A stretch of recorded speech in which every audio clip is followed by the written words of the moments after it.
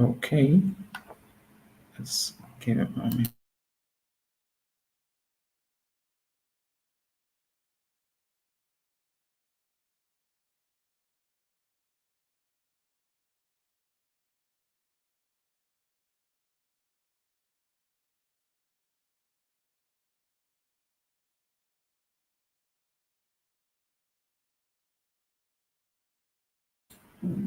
We'll be starting in 2 minutes.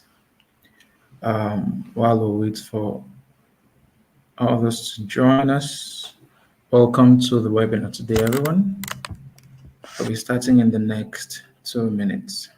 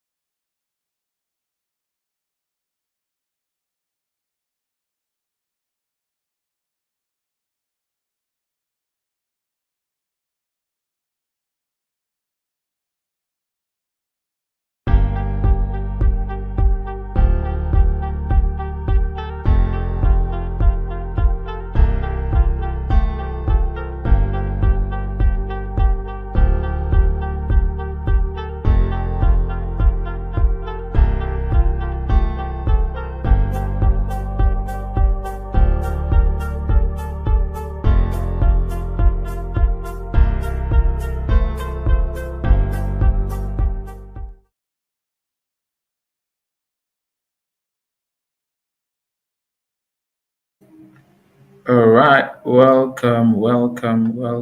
Who do I have in the building? Good morning, good afternoon, good evening, good night, wherever you're signing in from. Welcome, everyone. Welcome to today's webinar. I am excited about today. I am very excited. And I am looking forward to having an amazing time with us today. So, before we start, go invite someone who needs to be here. Go tell someone who needs to be here that we have started. We have started the webinar. I'm just going to give 1 or 2 more minutes before we start because once we start, there is no going back. So, welcome everyone. Welcome. I want to know if so let me pull up my comments. Yeah. All right. Yeah, I can see Josephine Amoni, the encourager. Welcome, Josephine. Good to have you. Good to have you here with us today. I want to know who and who are live with us. Let me know where you're signing from, where you're signing in from, where you're tuning in from today. Compliments of the season, everyone.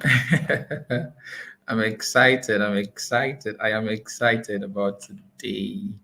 And I'm looking forward to two things today. One, us having fun, and two, at the end of the webinar, I'm looking forward to people um, who have more clarity and intention about 2024.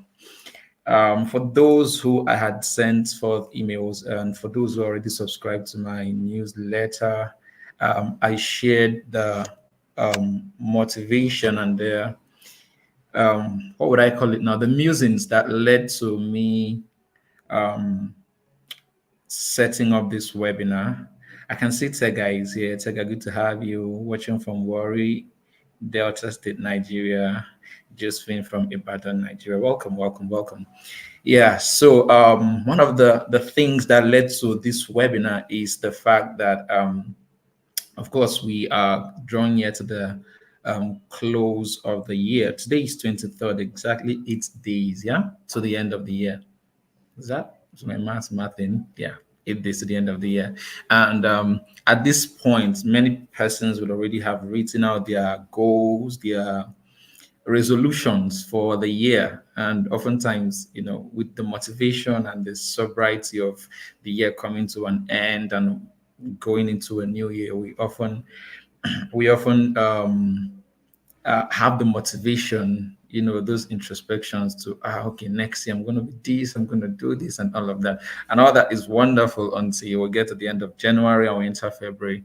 And oftentimes, most persons' resolutions just fizzle out by the second month of the year. I mean, a lot of factors contribute to that, don't get me wrong. And a lot of things that are unforeseen because we are humans happen, right? So we don't exactly blame all of that on people's unseriousness. However, in my musings, as I thought about it, I realized that there are certain things that, if we understand the brevity of them, the weight of them, the impact of them on our lives, we would pay more attention to those things, and paying more attention to how we leverage those things would better help us then be apply ourselves to wisdom, as the age-old saying goes. Teach us to number our days that we may apply our hearts to wisdom. So, what we are going to do today is akin to teaching us to number our days, right?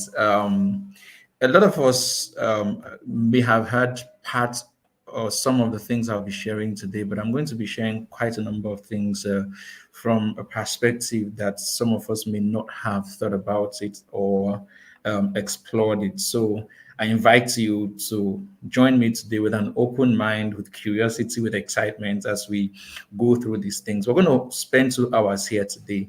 And I want to make sure that at the end of these 2 hours, it's going to be more than time well spent with you. Coach Phil, good to have you. Good to have you.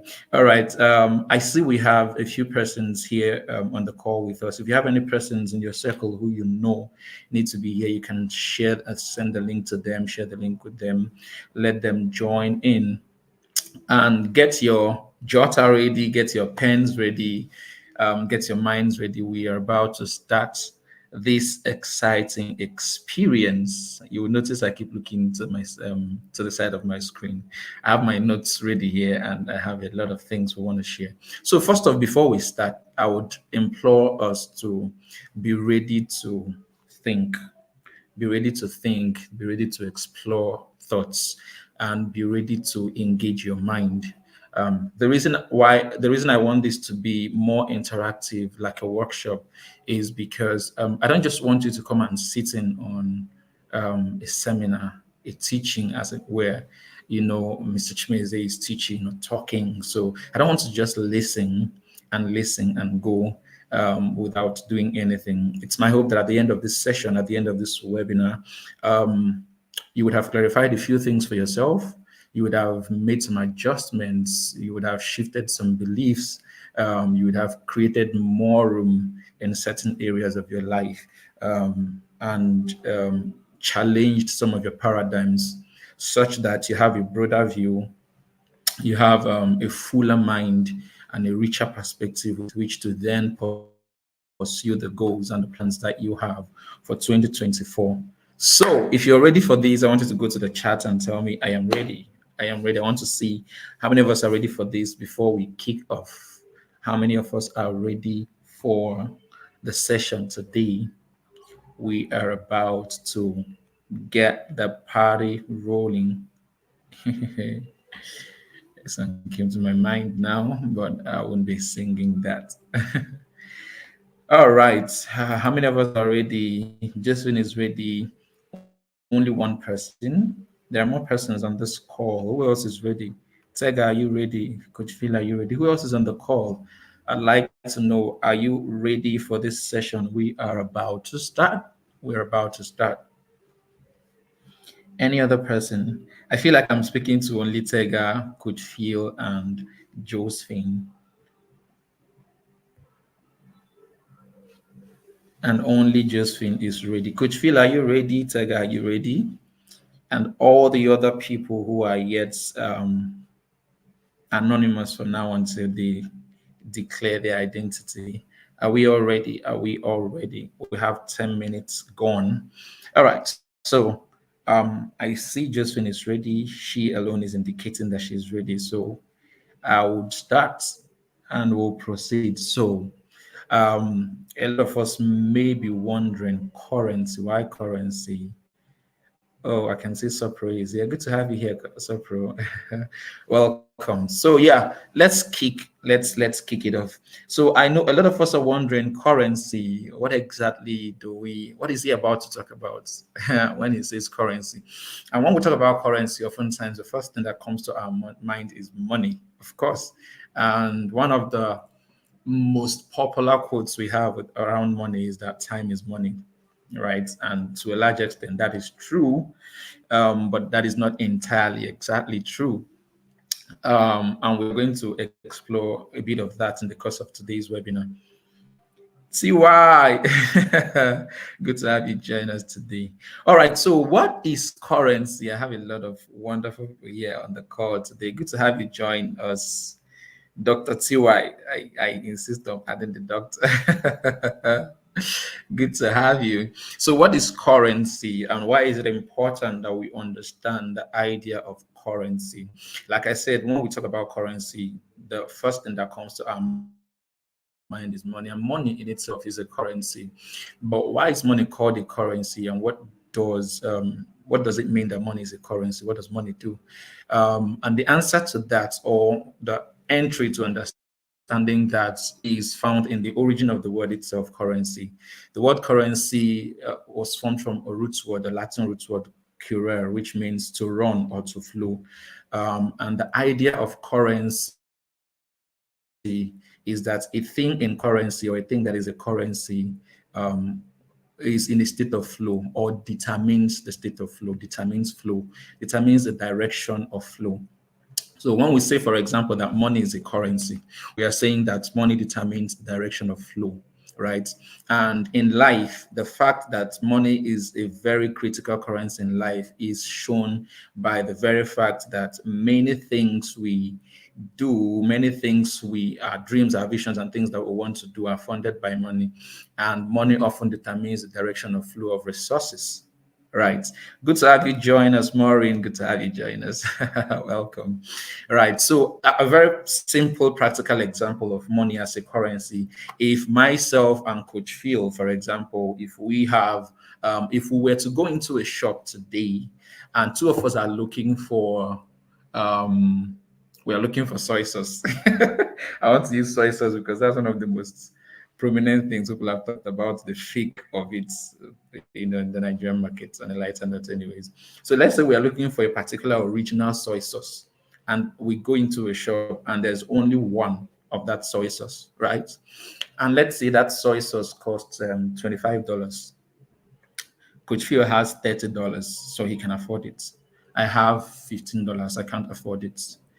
The direction of flow of that soy sauce is going to go in the direction of who has the money to attract it. Does that make sense? So money is a currency because with money we exchange value. It determines the flow of value, the flow of resources, the flow of commodities and value. So if we understand that basically and fundamentally, we begin to ask ourselves the very right questions. Is money the only currency? Is money the only currency by which we transact life?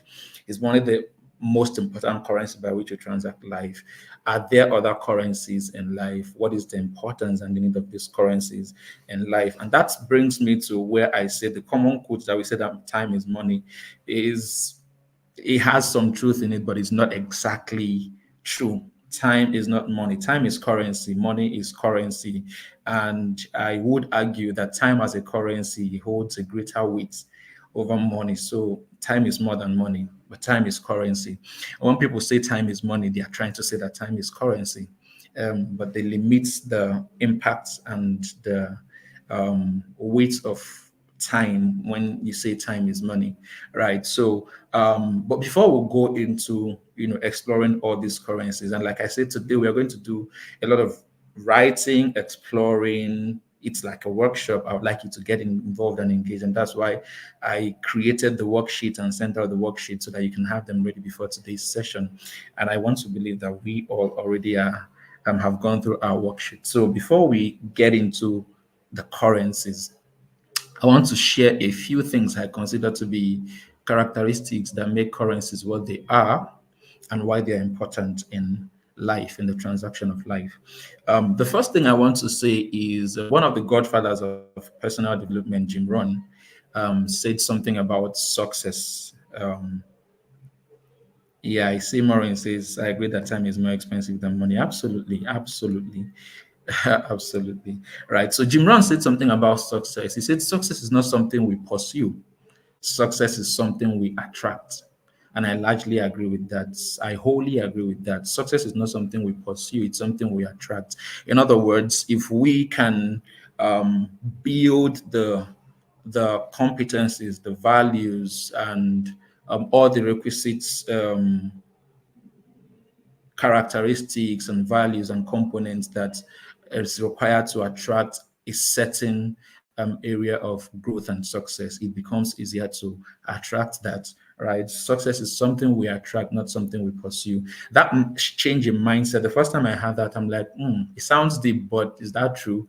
I mean, we're supposed to be pursuing success. The conventional paradigm of success is that we're supposed to be pursuing success, but the more I thought about it, and of course, as I grew over time, I realized that that's true. We attract success. We don't pursue success. The more we become, the more our capacity to attract. Right? I don't know if that makes sense to you. I want you to think about that again. The more we become, the more our capacity to attract. And this is exemplified by a very popular scripture most people know, most of us know, the parable of the talent, where the master gives 5, 2, 1. He goes, travels, comes back. The one with 5 makes more, doubles his money. The one with 2 doubles his money, but the one with 1 goes to hide it. And so when the master takes the money and he said, take it from him, he said to the one who has not, even what he had shall be taken from him. And oftentimes when we look at that parable and interpret it, it looks like that's an unfair thing, especially coming from Jesus Christ, right? How can Jesus be given a parable that is saying that even the person that has nothing, the one he has will be taken away from him? But if we understand the implication of that, we would understand again one of the qualities and characteristics of currency. In this case, it was money that was being transacted, but it showed a very important characteristic of currency, which is flow, right? It flows in the direction of value.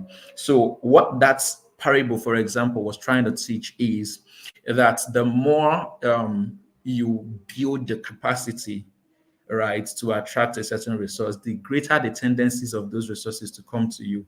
And the principles and laws of life they are not dependent on your emotion, right? They are not dependent on how you feel or how you don't feel.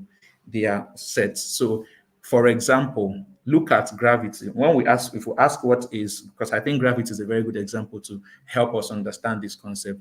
If we ask what is gravity, a lot of times people define gravity, as you jump up, you fall down, that is gravity. But that's a result of gravity. That's the effect of gravity. It is not gravity. Gravity gives us a dimension of this flow that touches on what Jesus was trying to teach in that parable, rather. Gravity is basically the pull of planetary bodies towards their center. That is what gravity is. So, and the law of gravity entails that the bigger planetary body would draw the smaller planetary body to itself. It's the reason why the sun draws the earth to itself, the earth draws the moon to itself. The bigger planetary body has greater gravity and it's pulling more resources to itself. It's pulling the smaller planetary bodies to itself. Now, follow me, watch, and understand this.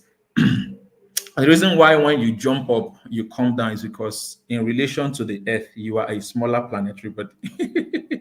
You are so small that it's easy for the Earth to draw you to itself, right? So when he was saying that to the one who has not, even what he has shall be taken from him, it's the concept of influence, the concept of currency and flow. That to the one who has no currency, to the one who has no influence, no impact, even whatever resources he has would easily be drawn to the one who has more. It's the reason why people would easily, Davido, I want to use that example. When he dropped his account number online, people were trying to farms and send him money and all of that. It would be easier for a Davido to go online and do a fundraiser for someone, and more persons would come to support that fundraiser than it would be for most persons. It would be easier for think of any influencer you know, any celebrity. It's the same idea of currency, that currency determine its flow, right? And the stronger or bigger planetary body, the one who has the greater capacity or influence or currency would have the greater tendency to attract more of that currency to himself or to herself. Does that make sense? So if you think about that in the context of Jim Rohn saying that success is something you attract, not something you pursue, it begins to make sense.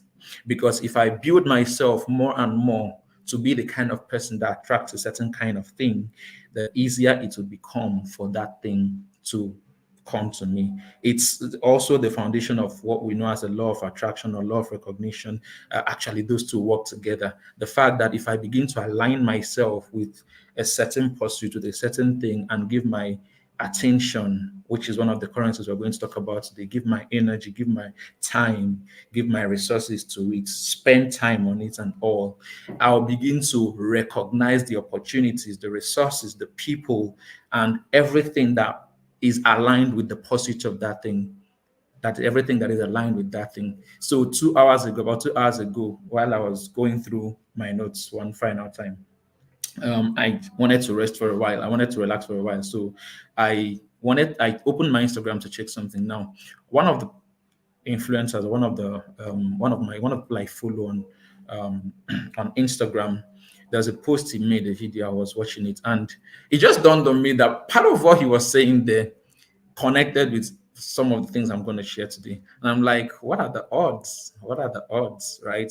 Because my mind is attuned to the webinar I'm about to do. And so I'm looking at everything, and someone may listen to the same thing he had said in that video and interpret it and get something different. But because my mind was attuned to this, I'm recognizing how this thing he's saying fits into what I'm about to share. I don't know if that makes sense to you. So that's one of the qualities or characteristics of currency. Currency flow is a characteristic of currency. Value. Every currency has value. And the fact that every currency has value feeds into the third characteristic of currency, which is that it has the ability to appreciate or depreciate. Its expense is another characteristic of currency. That currency has the ability to appreciate or depreciate depending on how it is leveraged or utilized in your life. And the last one is convertibility.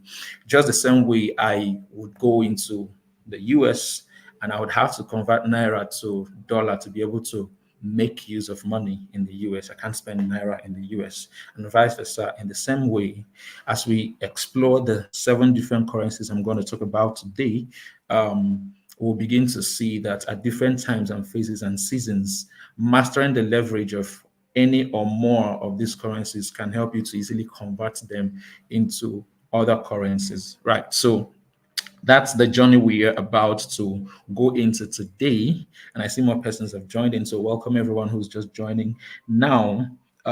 So what are these 7 currencies? There are 7 currencies we're going to talk about today. Now, I want to say that the conventional idea around currencies, most persons talk about 4 currencies, 4 currencies in life: time, energy, attention, and money are the 4 that most persons talk about: time, energy, attention, and money.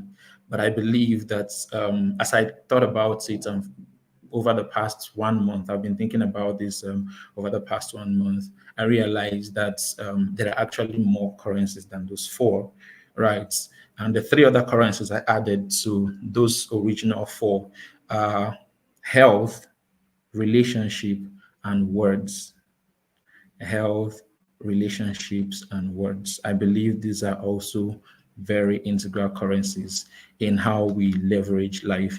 And again, as we go into the session today, I'm going to spend time on each of the currencies. We're going to go through the questions in the worksheet, and I want you to engage. I want you to write. I want you to clarify a few things for yourself. And as we see more and more the importance of all these currencies and how the role they play in helping us attract the success that we seek in our life, the vision, the goals that we seek in our life. As we see more and more the role they play, it becomes more critical and more important that we, apply ourselves to that wisdom. Am I making sense to anyone? Am I making sense to somebody?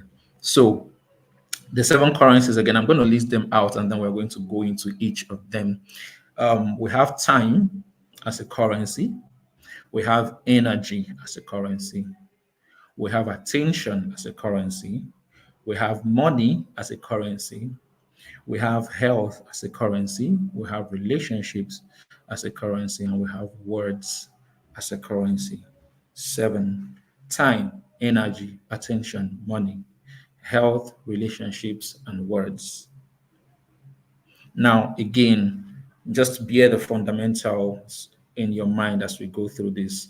Currency determines the flow of resources, of value to and from and around us.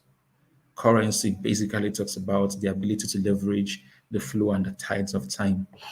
In the worksheet I included a quote by William Shakespeare. For those of us who are into novels and um, literature, rather, that quote would be so poetic to you. But beyond the poetry of it, there's a truth that is in that quote. And I want to read it out as we begin to explore each of them. He said, there is a tide in the affairs of men, which, taken at the flood, leads on to fortune.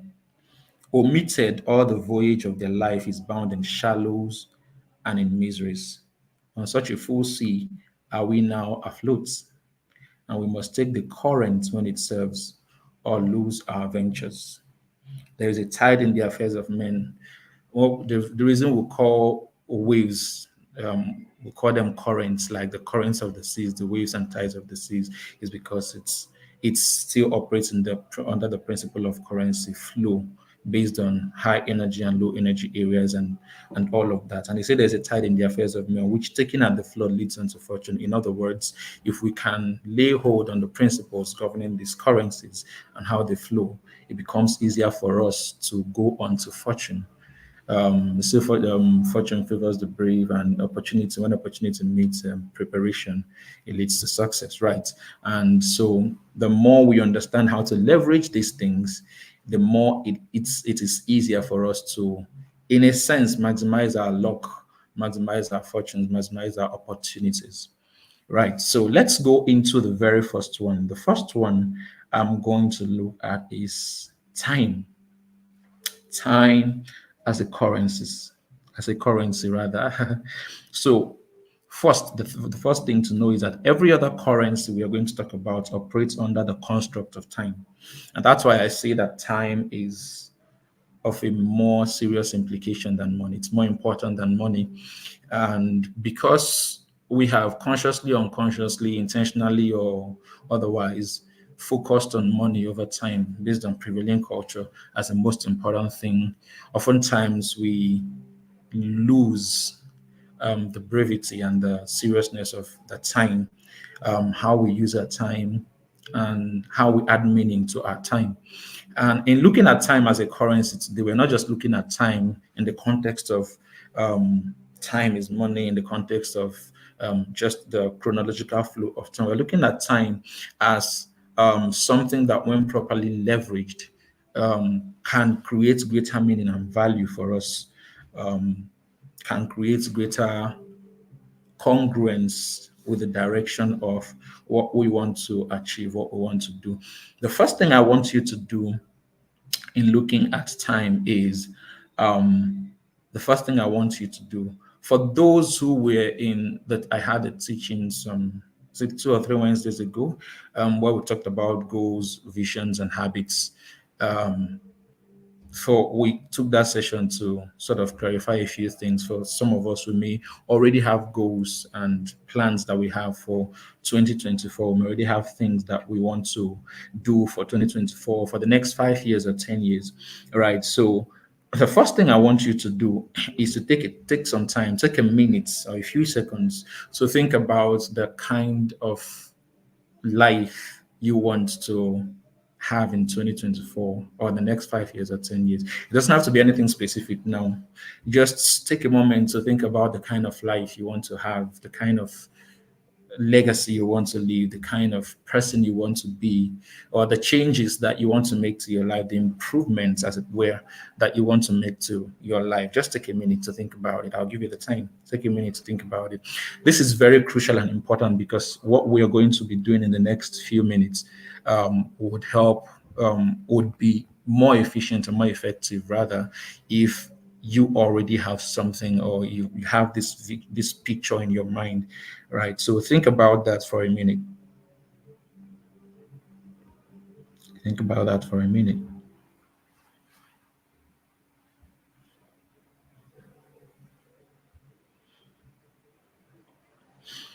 Now, while you think about that, I said today's session is going to be practical and engaging, right? So it's not just going to be me sitting to teach and try to show how I know a lot of things and I'm wise and oh no, that doesn't help you. I want you to engage and get something out of the session.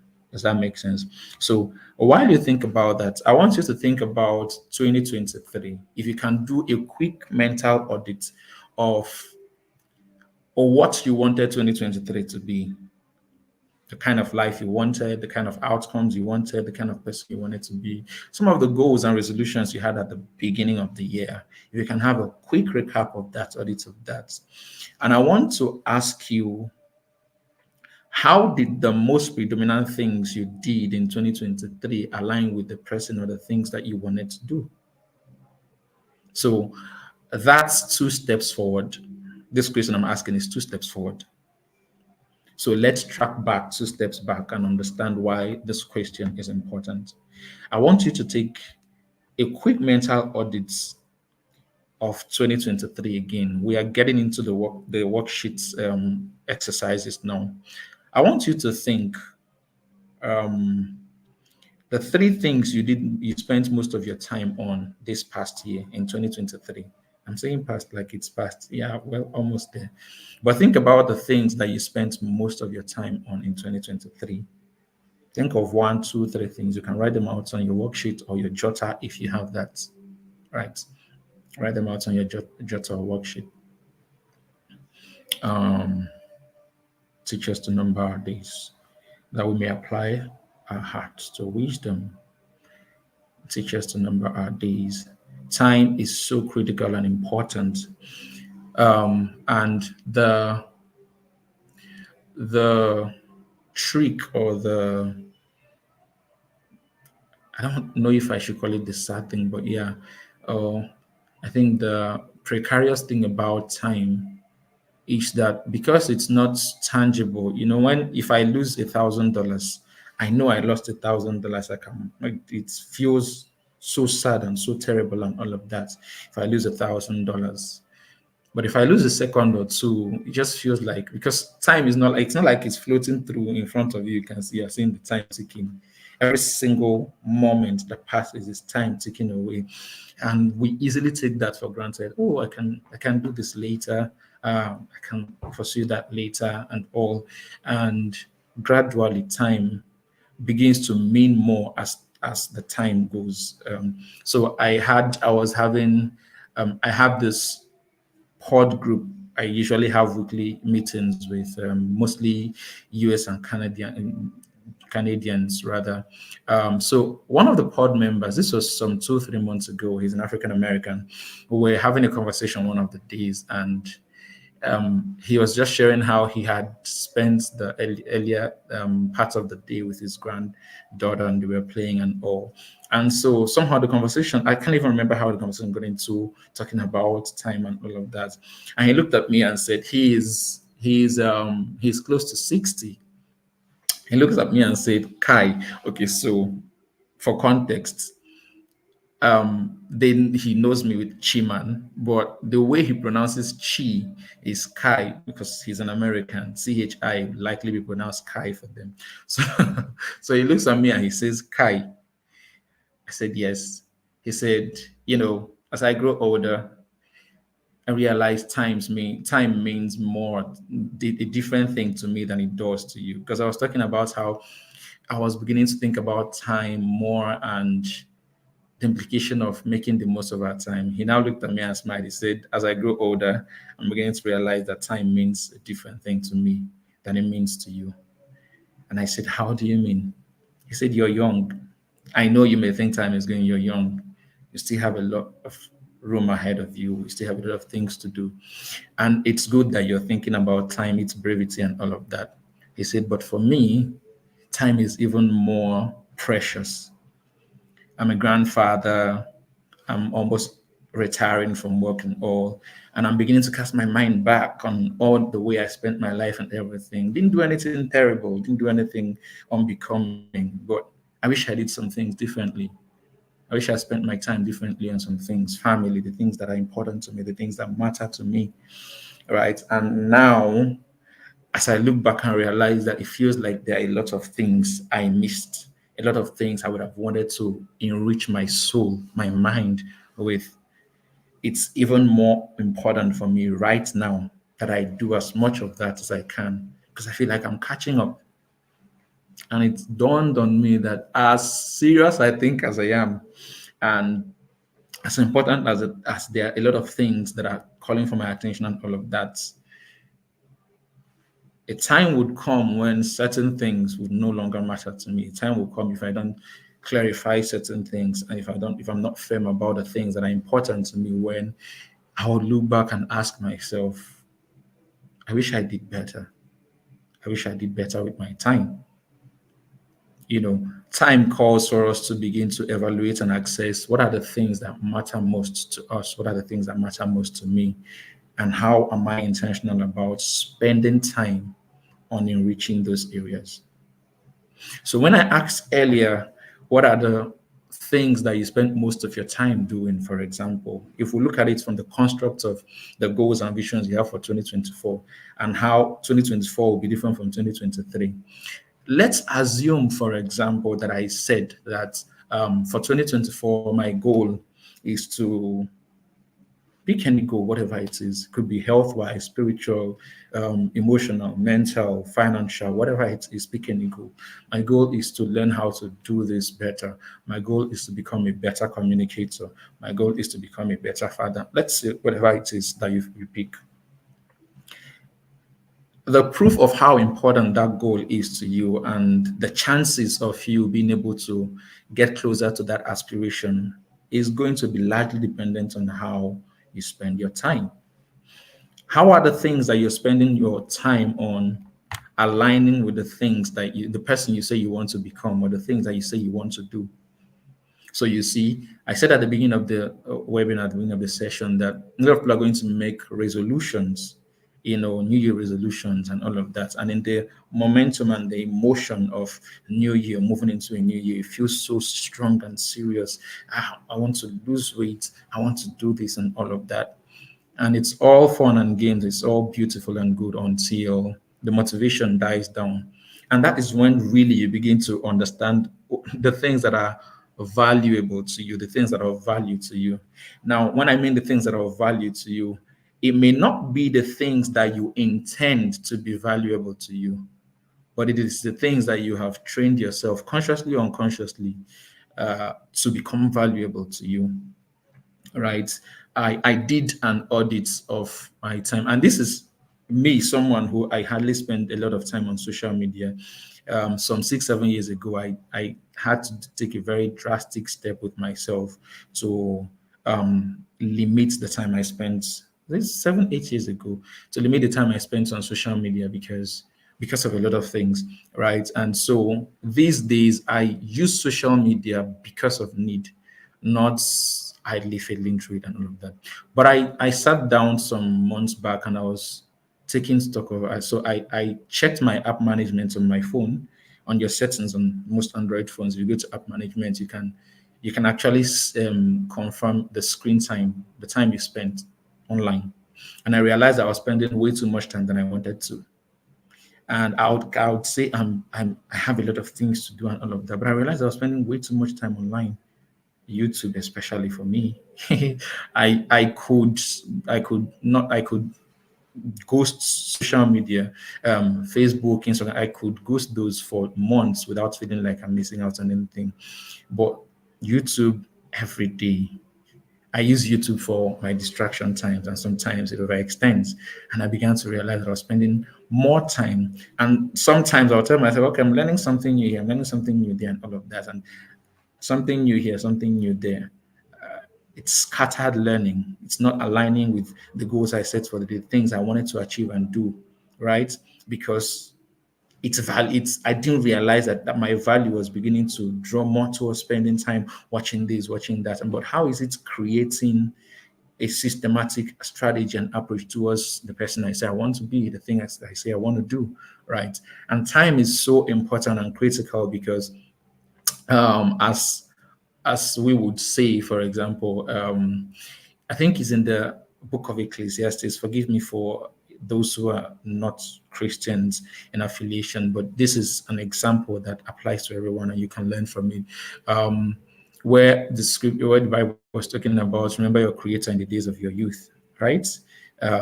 Before it's the before where he starts the before that really gets me because he used the poetic way to describe the members of your body, your teeth, your hands. If you go and read that scripture again, read it again and pay attention. Right? It was talking about before your teeth falls off, before your hands grow weak, and all of that. But it talks about them in context for you to understand. I said before the light grows dim and the gates cannot grind again, and things like that. And he was talking about the fact that we nature, the physical world and natural world, is in a state of constant decay. I know that's not a reality that most people want to accept, but nature, naturally speaking, everything is, you know what they talk of half life with batch and all of this, everything is going from a state of vigor and vibrance to a state of decay and death. And so it means that the brevity of life adds more meaning and importance to life. If I was going to physically, naturally live forever, there will be no need to rush anything. Well, in the next 200 days, I can begin to try this one. 50 years from now, I can begin to consider if I'll follow a career in football. All right. But because life here is finite, life here is constrained by time, it means then that I must learn how to make the most of the time I have here because I don't have forever, right? And so if I say I want to go in this direction, I have to put in effort in that direction.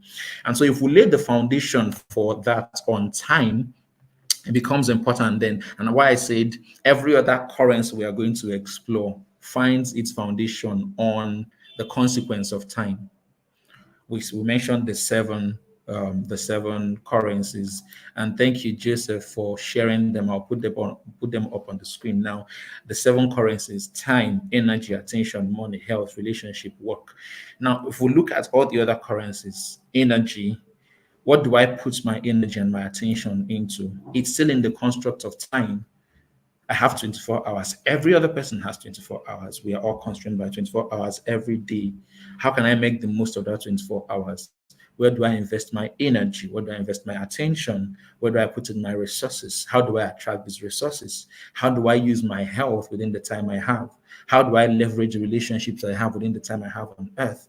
How do I manage my words? How do I maximize the currency of these things within the construct of time while I am here, while I am alive, while I am living, while I'm on this plane of existence? How do I maximize my existence? This is 2023. Again, in the construct of time, 2023 is coming to an end, and you want to create goals and visions for another year. It's still a construct of time because you only have 365 days in every year and everybody has the same amount of time. You won't get 700 days for yourself and another person will get 365. We are all constrained in that 365 days. How can I make sure that the next 365 days I can create something more meaningful, more impactful, more beautiful for my life than I did the previous year. It's all in the construct of time. So it becomes important then that we learn to manage our time well. And one of the things that you would learn, one of the things that we would learn in managing our time well is this is not going to be comfortable. It wasn't for me when I had to learn to start doing that. Is the power of no. And I want to lay that foundation before we move into the other questions and begin to explore the other currencies. Is the power of no. What I mean by the power of no is you must learn what you can and cannot take, what you can and cannot handle per time. You must learn that you are a finite resource, you are exhaustible, your energy is exhaustible, your attention is finite, the resources you have are finite, your health is finite. And so you can't want to be everywhere and do everything and be with everybody and help everybody. You cannot. You cannot help everybody. You cannot be everywhere. You cannot do everything. You cannot take on every assignment and task, right? And the more you learn that and ingrain that in your mind and your consciousness that I cannot be everywhere, I cannot do everything, it becomes important for you then to say, within the time I have and the things I want to achieve, what are the things that are important that I take? What are the things that are important? What are the things that I need to align myself with? What are the things that in this moment I can choose to I can choose to let go? What are the things that in this moment I can choose to let go? What are the things that in this moment I cannot take? What are the things that in this moment I should put my attention on? Another thing is decluttering, and this is very important. In understanding the power of no, that I am finite, I cannot be everywhere, I cannot do everything, I will not have the energy to take on every assignment. I need to understand that in talking about time management, oftentimes people talk about time management and it's about trying to structure your calendar. I used to be that. At some point, my Google calendar was crazy. This.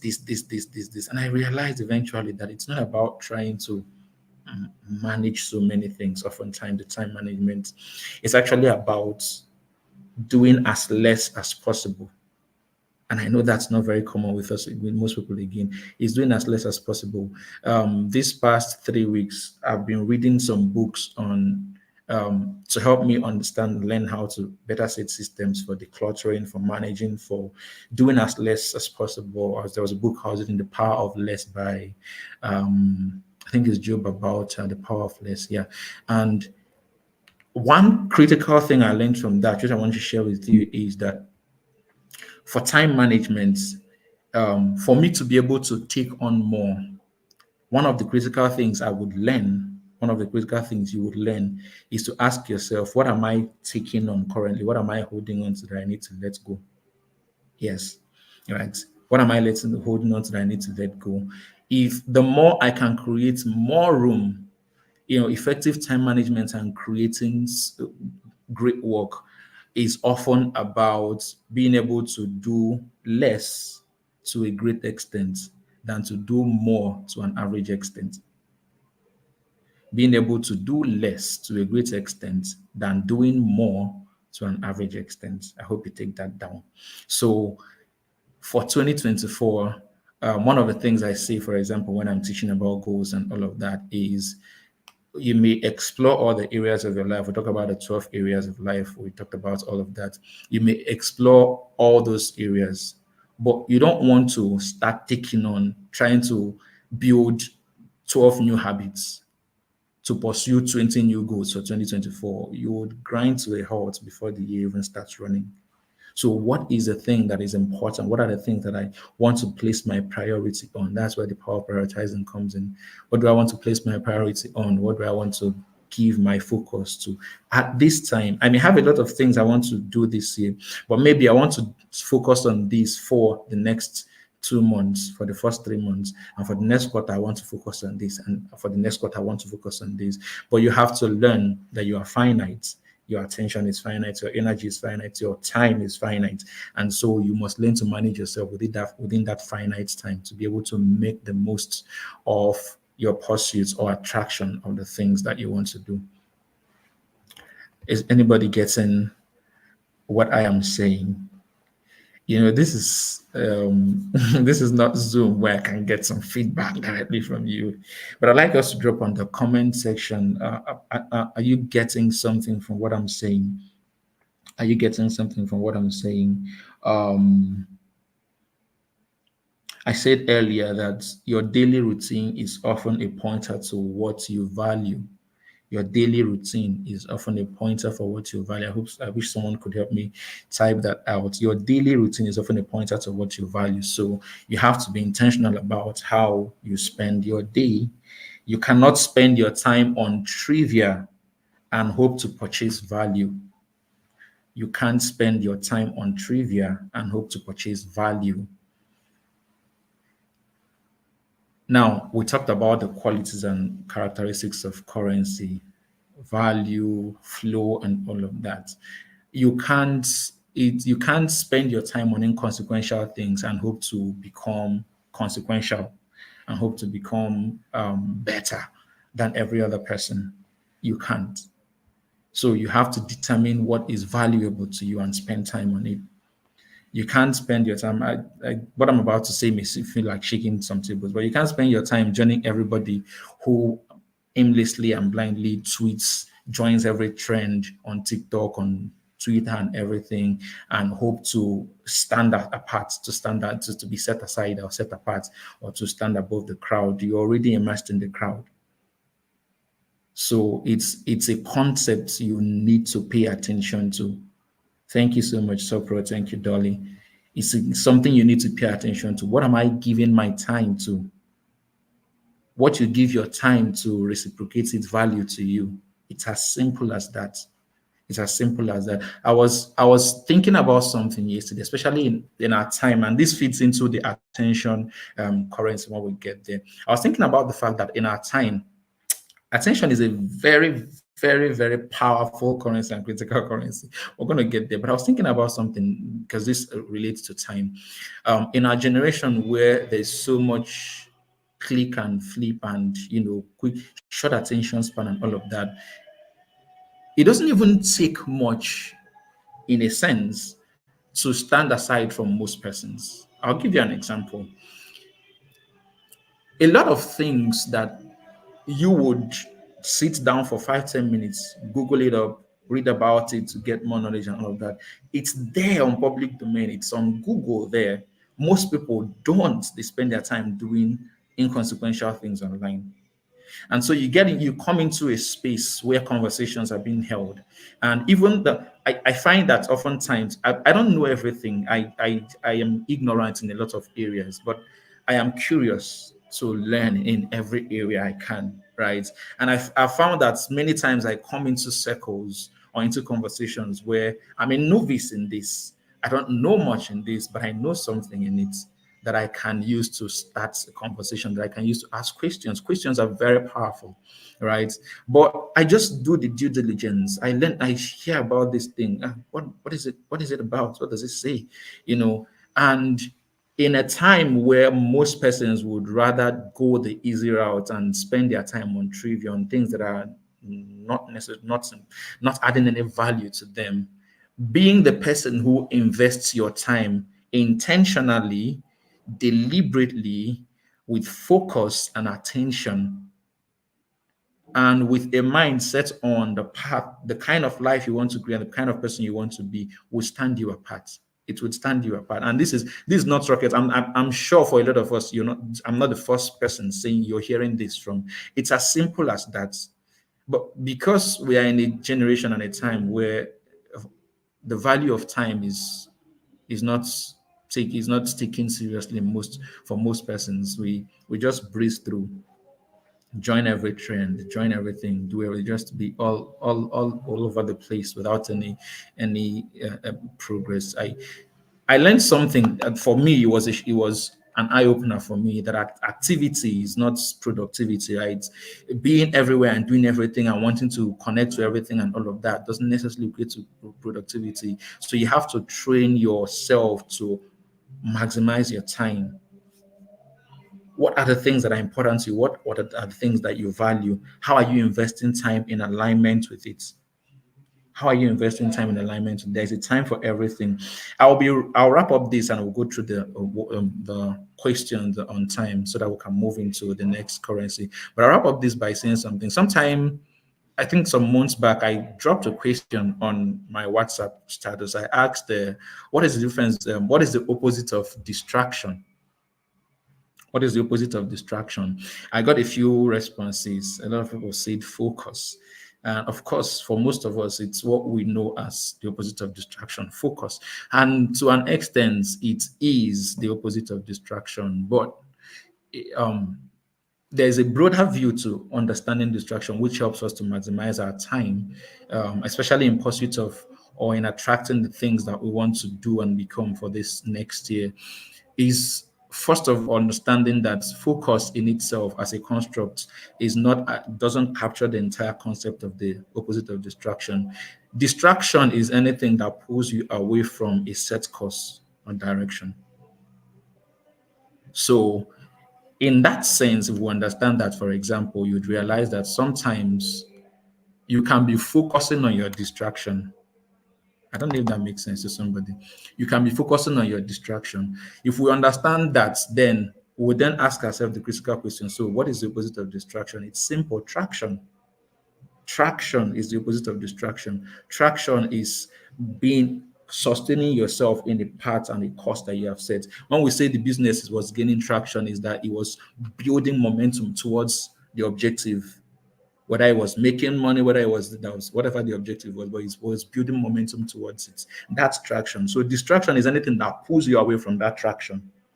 Right. So if you understand that, it helps you to see that if I decide, okay, I want to be this, the person, the version of you that you know you can become, the person you want to be, the success you want to attract, the communities you want to attract, the relationships you want to attract, the people you want to attract, the things you want to do, the things you want to be, it requires work. There is no going around that. It requires work. You can't outsource that. It requires work because that work is part of the process that makes you the person that becomes attractive to that thing you want to be or to that place you want to go, right? And so if I understand that, then how do I apply myself to time is to keep traction with the person I want to be, keep traction with the version of Chimizi that I'm seeing, that I'm working towards. Let nothing be a distraction, because sometimes distractions are subtle. Sometimes the distractions that hold on to us for a long time, the distractions that become a stronghold for us, are the distractions that have a lie attached to them that this has some value for you. They are the things that are not in line with where you're going, but you can excuse the value they have. Like me, who at the time, it was most times I go on YouTube, it's I'm watching one video, listening to this person or that person, learning this and all of that. But they were distractions because I would say before the end of this week, I want to be able to achieve this or do that, or I want to learn this. And then I go on YouTube, I listen to this random video from this person, and it's a very wonderful. Yeah, and maybe I'm listening to this video from Vusi Tembokoyo. Then the next video, I'm listening to this video from Sam Ademi. I'm listening to this video from Simon Sinek. And it's all scattered attention, and you're not building traction on one thing. You're not building traction towards the direction of one thing. You're all over the place, lying to yourself. You're learning, you're growing, but you're not building traction towards a certain thing. So how do I align myself towards the thing I want to do, the person I want to become, the version or the dream, the vision I have received, right? For a lot of us, we have prayed and we're praying, Father God, help me see what you want me to do for this year. When God shows you what he wants you to do for this year, when he gives you that vision for this year, God is not going to do the work to get you there. You don't outsource. Prayer is not an excuse to outsource who you are supposed to be. It's not an excuse to outsource what you're supposed to do to get there. It's not. I was thinking about something 2 days ago. This we sing this Elijah Level by Gaze Baba. Elijah Level. I was already Ferrari. We sing that song a lot and all of that, and it feels like God is giving me speed to outrun. Do you realize also that in the premise of that, I was just thinking about it some 2 days ago. The premise of that, Elijah had to run from where he was to Jezreel. Yes, the Spirit gave him speed to outrun the chariots, but he ran. I hope you realize that by the time he would have gotten to Jezreel, he may have been panting because he has run a very long race. The Spirit gave speed to what he did, to what he was doing, to work that he did. He set a course to run, and the Spirit gave speed to it. He didn't sit down and wait for the Spirit to carry him and lift him up and start moving his leg. So because sometimes we would want to use prayer and all of this to outsource what we are supposed to do. I'm saying this because part of the things that could or would define your 2024, making it different, helping you achieve the goal you want to achieve is how you leverage the currency of your time. Don't go jump into the conversations and the arguments and the unreasonable, unproductive activities that every other person is doing and want to be different from them. Some of us were praying, God, make me stand out and the light of the world and all of that. Yet you're just drowning in the sea of the lifeless activities and mindless activities a lot of people are doing. You have to pay attention to the currency of your time. How are you maximizing your time? What are you doing with your time? I think that's the question. What are you doing with your time? How does it align with the vision you've received or the vision you're trying to receive or the thing that you want to do? What are you doing with your time? What are you doing with your time? So if you look at the worksheets for the time section, let's go through that quickly. I asked us earlier, what three things did you spend most of your time on this past year? Now, for the sake of the time that we have in the webinar here, you may not be able to identify all of them, but it's my hope that even after the webinar, you take time to go through the worksheet and clarify these things for yourself. Even if it's one you've been able to identify, what were those time wasters? I want you to ask yourself, what action do you need to take on them? Now, I want to say something about the distractions and time wasters. Sometimes they are not terrible things. They are not bad things that don't have their value. Sometimes they are things that have their value. Sometimes they are even processes that are necessary in our business, in our work, or the things that we want to do. But what value exactly does it have for you? And is there a way you can do without having to spend time on that? And there are three things, three actions that we can take on whatever things we consider to be time wasters, unnecessary time expenses, and all of that. We can either automate, delegate, or eliminate those things. We can either automate, delegate, or eliminate those things. Now, what this means is that sometimes some of your time wasters may be things that are integral parts or processes of what you're doing, but you could do without having to do them, right? Are there processes that you find out that you spend a lot of time on, and at the end of the day, they make it impossible for you to create more time for the things that matter for you? Are there processes like that? Right? I was having a conversation with my wife sometime last week because I started setting up some things for my personal brand and all, how to book me for events and stuff like that, and a lot of other things. And we're having a conversation. I told her I've realized that in the past year, a lot of things were manual for me. Reach out for this, they do this, and I have to be present to do this, even in my work where I work and all of that. And I said I need to find a way to automate it. And I've started doing that. I've automated a few things. Then I need to automate because I find that I'm spending time doing this and this and this and this and this. I would rather spend time on these other things that are more valuable for me. So are there things that you can automate? Are there things that you can delegate? And for some of us, delegating could mean, do you need to employ someone here and pay them? So that you don't go and start looking for how to put the burden of your work on other people without without any benefit. But there are things that you can delegate, right? Are there things that you can delegate? And there are things that you can eliminate. I learned a concept from Steve Harris some time ago. He called it killing your darlings. And the idea is that there are certain things that, because they have become habitual and they serve us in some way, they've become easy for us to do and all of that, but they are not productive. But we just run with them. We just run with them. It's easy. It's easy for me to do this. It's like the easy work to do, the easy process or procedure to take and all of that. But you have to be brutal with assessing this for yourself. You have to, that's why I call it killing your darlings. Are there things that have become automatic behavior for you as part of your day? You know, when you wake up after your devotion, cook and eat and all of that, and you say, this week I plan to be able to finish that course I enrolled in and all of that. But the moment you finish your devotion and finish eating and sit down, the next thing is to pick up your phone. And for the next 3-4 hours, you're scrolling from Instagram to Twitter to TikTok to Facebook and all of that. It's the easy thing to do, but it's not productive for you. You've got to kill your darlings.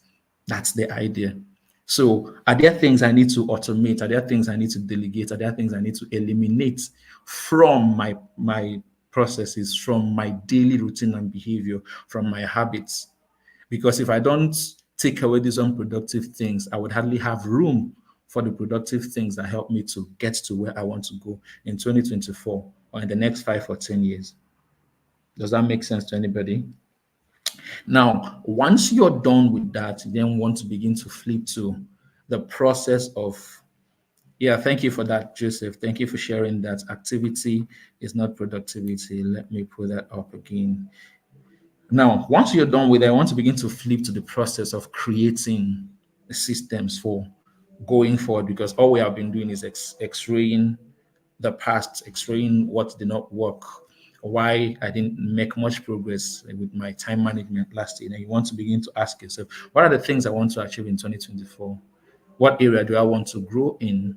What do I want to, what are the goals I've set for my business, for my spiritual growth, for my financial growth, for my health, and for all these other areas? What are the key goals I have? And like I said, you might identify the things you want to do in all of those, but what are the key ones you want to focus on, start, put your attention on, you want to give your focus on at the start of the year or for most of the year? What are the key critical goals? Because you don't want to pursue everything and be spent and not be able to even make progress in any of them. And once you identify that, the key goals for 2024, the next question is to ask yourself, what one thing can you commit your time to in each goal, in each of those goals? It could be one goal. It doesn't have to be the three. It could be one goal. It could be that there's just one thing I want to focus on this year and ensure that I complete it this year, or ensure that I achieve it this year. Nothing else matters. That one thing. Beautiful. What one thing can you commit to your time to concerning that goal? What one thing can you say, I commit to doing this every day? I commit to doing this every week. You know, and it doesn't have to be starting one momentous step, one giant step, like, oh, for the next year, I'm going to spend 5 hours every day doing this. Oftentimes, when we set all those unrealistic goals, they fall flat after a few weeks. Because again, when we talk about habits, for those in the Man Academy, I think I may have to do a webinar sometime in February. I'm thinking about it, where we can look at systems for creating and perpetuating habits, to help drive us towards our goal. But for those who are in the Man Academy, it's part of what we're going to do in the research session in January. So get ready for that. Don't try to set one big, mighty, gigantic goal. Start small. Start small. Make it automated. Start small and make it something that becomes easy for you to automate, and then you can scale from there. So what one thing can you commit your time to in that goal for this coming year? And this is one of the reasons why I said at the beginning, it's important that you have something that you can work with, a goal, an idea, something that you're working towards that you can work with, you see, because it's going to build on a lot of things that we're going to talk about today. So what one thing can you commit to that? What one thing can you commit to that? One of my goals this year, I have for now, that I'm sure I have 2 books already started working on for this year. One of them I plan to publish in 2024, and already starting from this year, I've started committing some time to it. And my plan is that next year I would put in, is it 4 or 5 hours I put there every week? 4 or 5 hours spread every week. I can do 1 hour this day, I can do 2 hours this day, or 4 or 5 hours every week to help me ensure that I complete that. Right. And the reason for that is simple. It would be a wish until I put a strategy to it and begin to work towards in that direction. And that 4 or 5 hours means that, because it's not, I don't want to release cheap stuff. I don't want to release uninformed stuff. Already from this year, I've already started doing research in that area. I've already started working towards reading up things in line with that. And in fact, but the first few books I have outlined to read for 2024 are in line with understanding better the things regarding this publication I'm trying to do, this book I'm trying to publish. So it's all aligned with what is it that you're building towards, and how do you want to commit time towards that. And like I said earlier, the proof of your devotion to your dream or your goal is seen in your daily routine. Your daily routine is an indication of what you value or what is important to you. Does that make sense to anybody? Your daily routine is an indication of what is valuable to you. Are we getting some value? Are we getting some value? I want to get some feedback from the chat. And I'm trusting that you're looking through your worksheet as we're going through this. The last thing I want to share, I wanted to say, I'll just read it out from the worksheet, and we'll move on to energy. Is that most importantly, decide the things that matter most to you based on your long term values and create time for them. What are the things that matter to you? And this is important because oftentimes in talking about this and thinking about this, we would often think about goals of conquest, like things are the areas I want to grow financially, career wise, and all of that in my business and all of that. But you also want to pay attention to the things that matter to you, the ones that you love, those who are dearest to your heart, the relationships, the people in your life, um, and how you are making plans to maximize time in nourishing those relationships. Of course, we are going to look at relationships, but in planning your time and in maximizing your time, you also want to have a plan for ensuring that you nourish the relationships that matter to you, the dreams and the passions, and even the things that are most important to you. Sorry, I'm getting some unsolicited noise from here. All right. So you want to ensure that you have a plan. You have a plan set for these areas also. Your passions and even the things that help you distress. When we look at energy and health, we are going to explore all of that also. The things that help you to create mental and emotional balance for yourself are also key and important for you going forward. Right. So before we go into the next currency, energy, I want to get some feedback from us.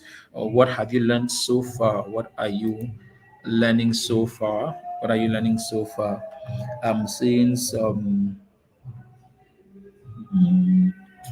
Okay. So what are you learning so far? Can I get feedback from us? What are we learning so far from the session? We've talked about time as a currency. We've talked about the importance of currency. We've talked about how understanding these things would help us to be able to be more intentional and directional about our pursuit, our goals. We've talked about the fact that success is something you attract, not something you become. Is somebody learning something?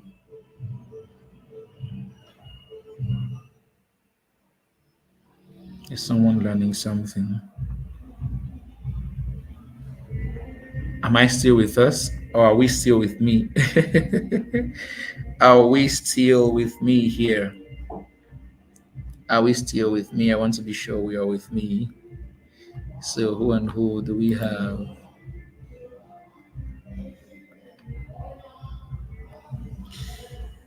Okay, I would proceed for the sake of time. I'm hoping that we can hear me. I'm hoping that we can hear me clearly. I am hoping that we can hear me clearly. Let me see if there's a feedback here. Okay.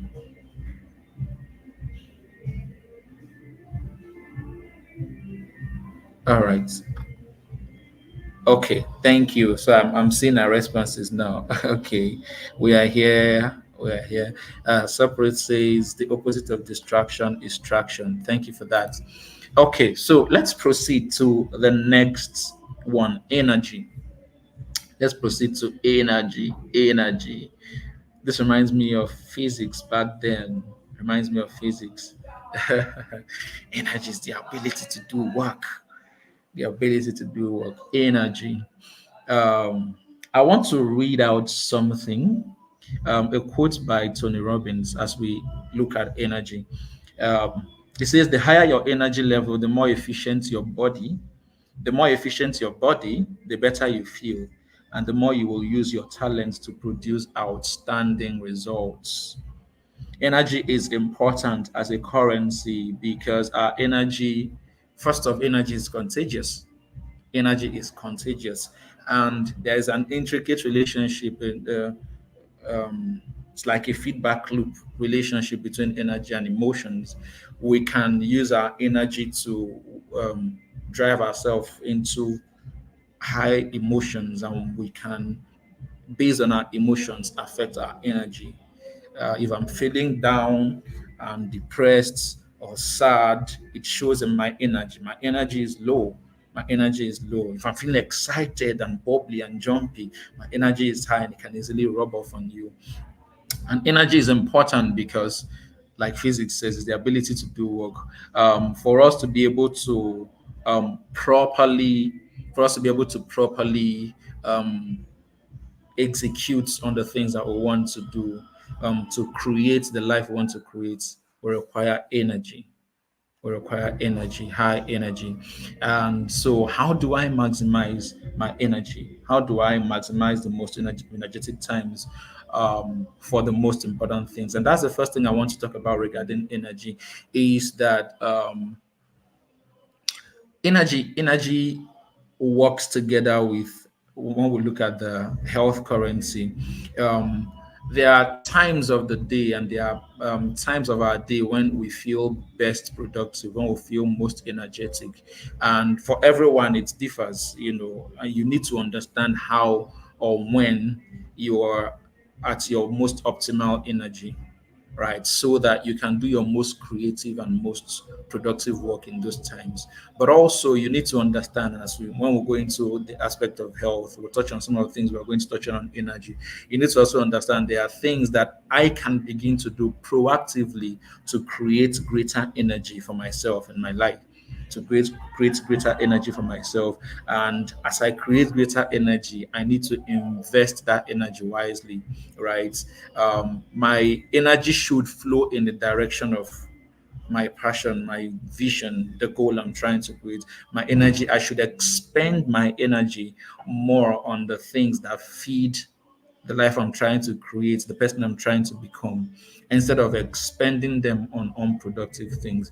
And as we go through this, you begin to notice how all of these, we talked about the convertibility of currency, right? The fact that currency can be converted. I can convert my energy currency into attention currency. I can convert my energy currency into health currency, you know and I can leverage time to build more energy, to create more energy. And you begin to see how all of these interface with each other, how they interact with each other to create greater impact and meaning for you. But I want us to look at a few things in energy. The first is I mentioned how we must learn as opposed to being reactive to, oh, I'm best productive at these times of the day, and so these are the time that can do great work and all of that. How can I be proactive and prime myself or help myself to begin to create greater doses of energy for myself?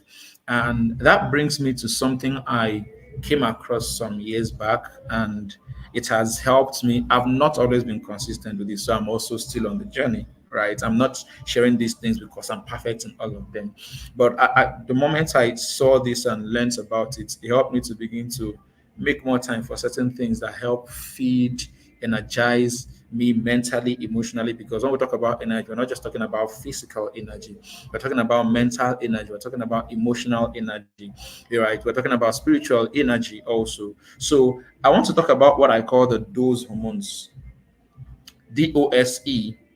Those hormones, these four hormones collectively are called the happiness hormone. We know happiness is contagious, it's energetic, it's high energy.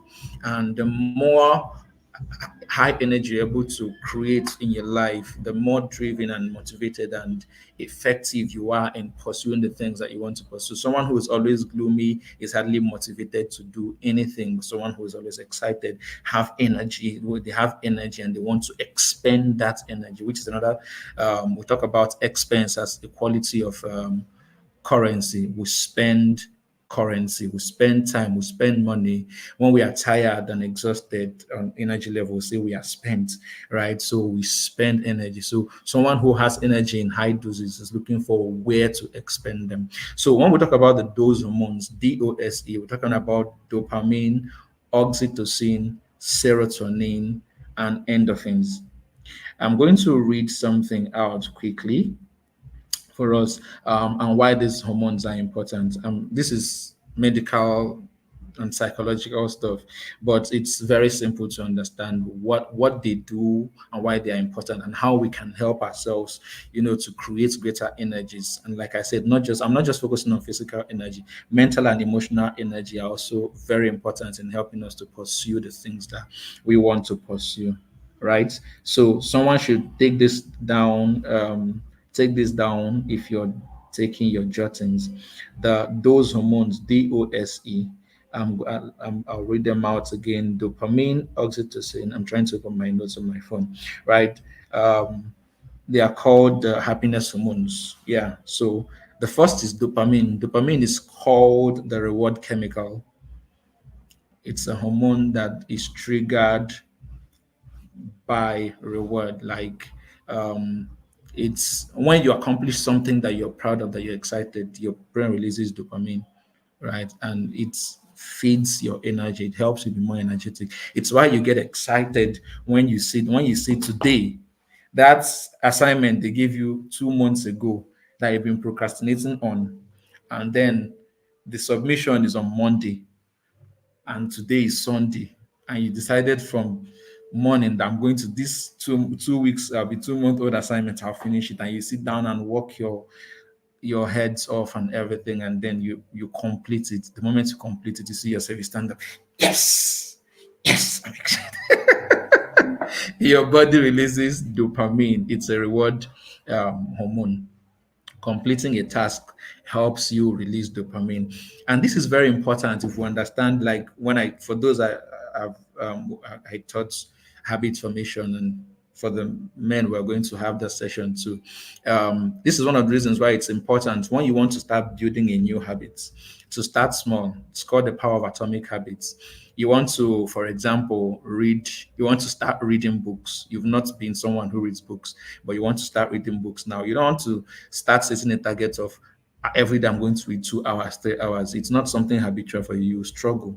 Set small targets. Okay, I want to read 5, 10 minutes every day. Make it little. What happens is every time you complete that task, there's your in your mind, you feel rewarded. Oh, I said I'm going to do this and I've completed it, and it causes the release of dopamine in your body. It's like a reward system. And what happens is, with those little steps you take in the direction of that goal and you keep going on it, you're reinforcing in your mind that you are able to complete the task that you say you will do. You're releasing greater dopamines, which it becomes a loop. It becomes a feedback loop that, oh, I said I'll complete it. So I have the energy to set the targets again and do it again and all of that. So why is this important for you as in the currency of energy?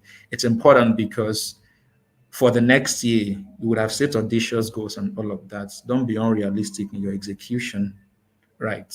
It's good to set audacious goals. Don't be unrealistic in your execution. Set a strategy that helps you to perpetuate consistency over trying to do little inconsistent bouts of stressful work and all of that. It helps you to build into a habit for that. And that helps you to become the person that does this, right? As opposed to visit once, travel for 2 months regarding your goals and vision. Doing self-care activities also release dopamine, celebrating little wins like we talked about now, and getting enough sleep. Sleep is very important for you, energy levels. I know that we live in a time and generation where sleeping very well can oftentimes be erroneously and unconsciously, blasted and talked down. But sleep is important. Sleep is important. I don't mean short sleep. Getting a good sleep every day is important. Getting 6 to 8 hours of sleep at least every day is important. Unless anybody starts boboing you with this, if you sleep 8 hours at night, you're wasting one third of your life. If you sleep 3 hours every day, you would get exhausted. You will lack energy. You'll be very exhausted on an ongoing basis if you don't give yourself sufficient sleep. And sleep is gives your body the opportunity to reboot, to relax, to rebuild, to renew and refresh before the next day. So sleep is very important. It helps you. It's not a luxury. I'm not also saying that you should go and start sleeping like a thief. but sleep is important, very important. That's for D, dopamine. The second is oxytocin, the love hormone. The love hormone. Remember, I said these are called happiness hormones and they help you to increase energy levels. Oxytocin is the love hormone, and you can engineer the release of it, or you can improve the release of it in your system by playing with the pets. Uh, I don't have a pet, I don't plan to. Thankfully, there are other ways. Playing with a baby, talking to a loved one, random acts of kindness, giving compliments to people. You see, being kind to people is rewarding to you. Being kind to others is rewarding to you. It helps you release oxytocin. It's a love hormone. It's the connection hormone, and connections are important in our world. We are social beings, so factor in all of that in your daily routines. Can I have moments in the day where I can be randomly kind to people, where I can spend time with loved ones? I said earlier, clarify the things that matter, the people that you love, people that are closest to you, make time for them. It's also rewarding to you. You see, the S, I said this, the dose hormones, DOS, remember? D is dopamine, the reward hormone. O is oxytocin, the love hormone. S is serotonin, the mood stabilizer. Serotonin, the mood stabilizer. And some of the ways you can release serotonin in your body is sun exposure. Sun exposure. Don't stay in your house from morning to night every day. It's not good for your health. Go out. Go out of the house. Take a walk. Walking in nature is one of them. You see, take a walk. I like to take walks as often as I can. It's very important. It can help you clear your head, connect with nature. It can give you ideas. I've jotted down a lot of ideas after coming back from a walk. It just gives you room to distress, detox. It's very important. Meditating is also a very good way of releasing serotonin, stabilizing your mood. Taking time, sometimes just in between work or in between your day, just take a minute or two, take deep breaths, and just focus on the breath. Um, my the organization I work with, we have a program. We call it the Shape Program, and part of what we do through the program, you enroll into a program where you do series of activities on an ongoing basis, short activities. Some of them is like taking short breaths, just making time to detox. Sometimes just sit down for a moment, be present in just scan through your body. It's part of just detoxing, distressing, lay aside the worry of the work and deadlines and all of that, just for a minute or two. Allow yourself to just sit and listen to your heartbeats, listen to your breath, just pause, slow everything down, and just calm yourself. It's important, it's necessary. It helps to stabilize your mood so that you're not on a constant loop of anxiety, stress, worry, and all of that. As they say in Nigerian parlance, learn to calm down. And journaling your thoughts are also very important. Journaling your thoughts can help you release serotonin. I know one or two persons here who are very good with journaling. Please, I've read a few things from about them with their journaling. I would mention names, but journaling is very good. Keep doing that if you already do that. And the last one amongst those hormones is endorphin. Endorphins, they are called the painkiller hormones. And some ways you can release endorphins for your body are exercising, getting a massage, eating a good meal. And they say eating dark chocolates. I don't like chocolates. The good thing is I can eat a good meal, I can get a massage, and I can exercise. Exercise is important. Exercise is not a luxury, and it's not reserved for rich people or well-to-do people. Exercise is important, and you don't have to break the bank to exercise, to start exercising. Start small. Every day, wake up, do some cardio. Just you can run on the spot for 2, 3 minutes. Yes, get your heart pumping and beating. Run it on the spot for 2, 3 minutes. Put a music, dance for 5, 10 minutes in a day. I found out that dancing is one of the activities that can help you release almost all these hormones. Dancing is a form of exercise. It releases endorphin. Dancing is a mood stabilizer. It releases serotonin. Dancing is a love hormone because it's you doing something that you enjoy. It releases oxytocin. Dancing releases dopamine because the reward chemical, once you're done dancing, you feel happy that dancing is one activity that can help you, release all of this. From time to time on an ongoing basis, put some good music, dance. Put some good music and dance. It doesn't matter whether you know how to dance well or not. Nobody's watching you. You know you're doing this for yourself. Put some good music and dance and enjoy the dance. Right? Okay. So we are still on energy, right? So we've talked about good sleep. Good sleep is important. It's very important for you. Invest your energy wisely. Take time to do some exercise, right? So under the energy section in your worksheet, you would see there are some questions for reflection there to help you clarify some things and set some target or some action, some targeted action towards that. We have energy sources. Are there specific times of the day when you feel more or less energetic? Identify activities or habits that currently contribute positively to your energy, and identify activities or habits that drain your energy. For those ones that drain your energy, is there something you can do about those activities?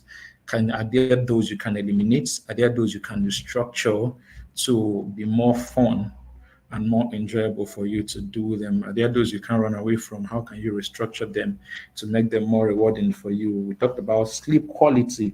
We talked about physical activity. We talked about nutrition also. Eat good food. Eat good food.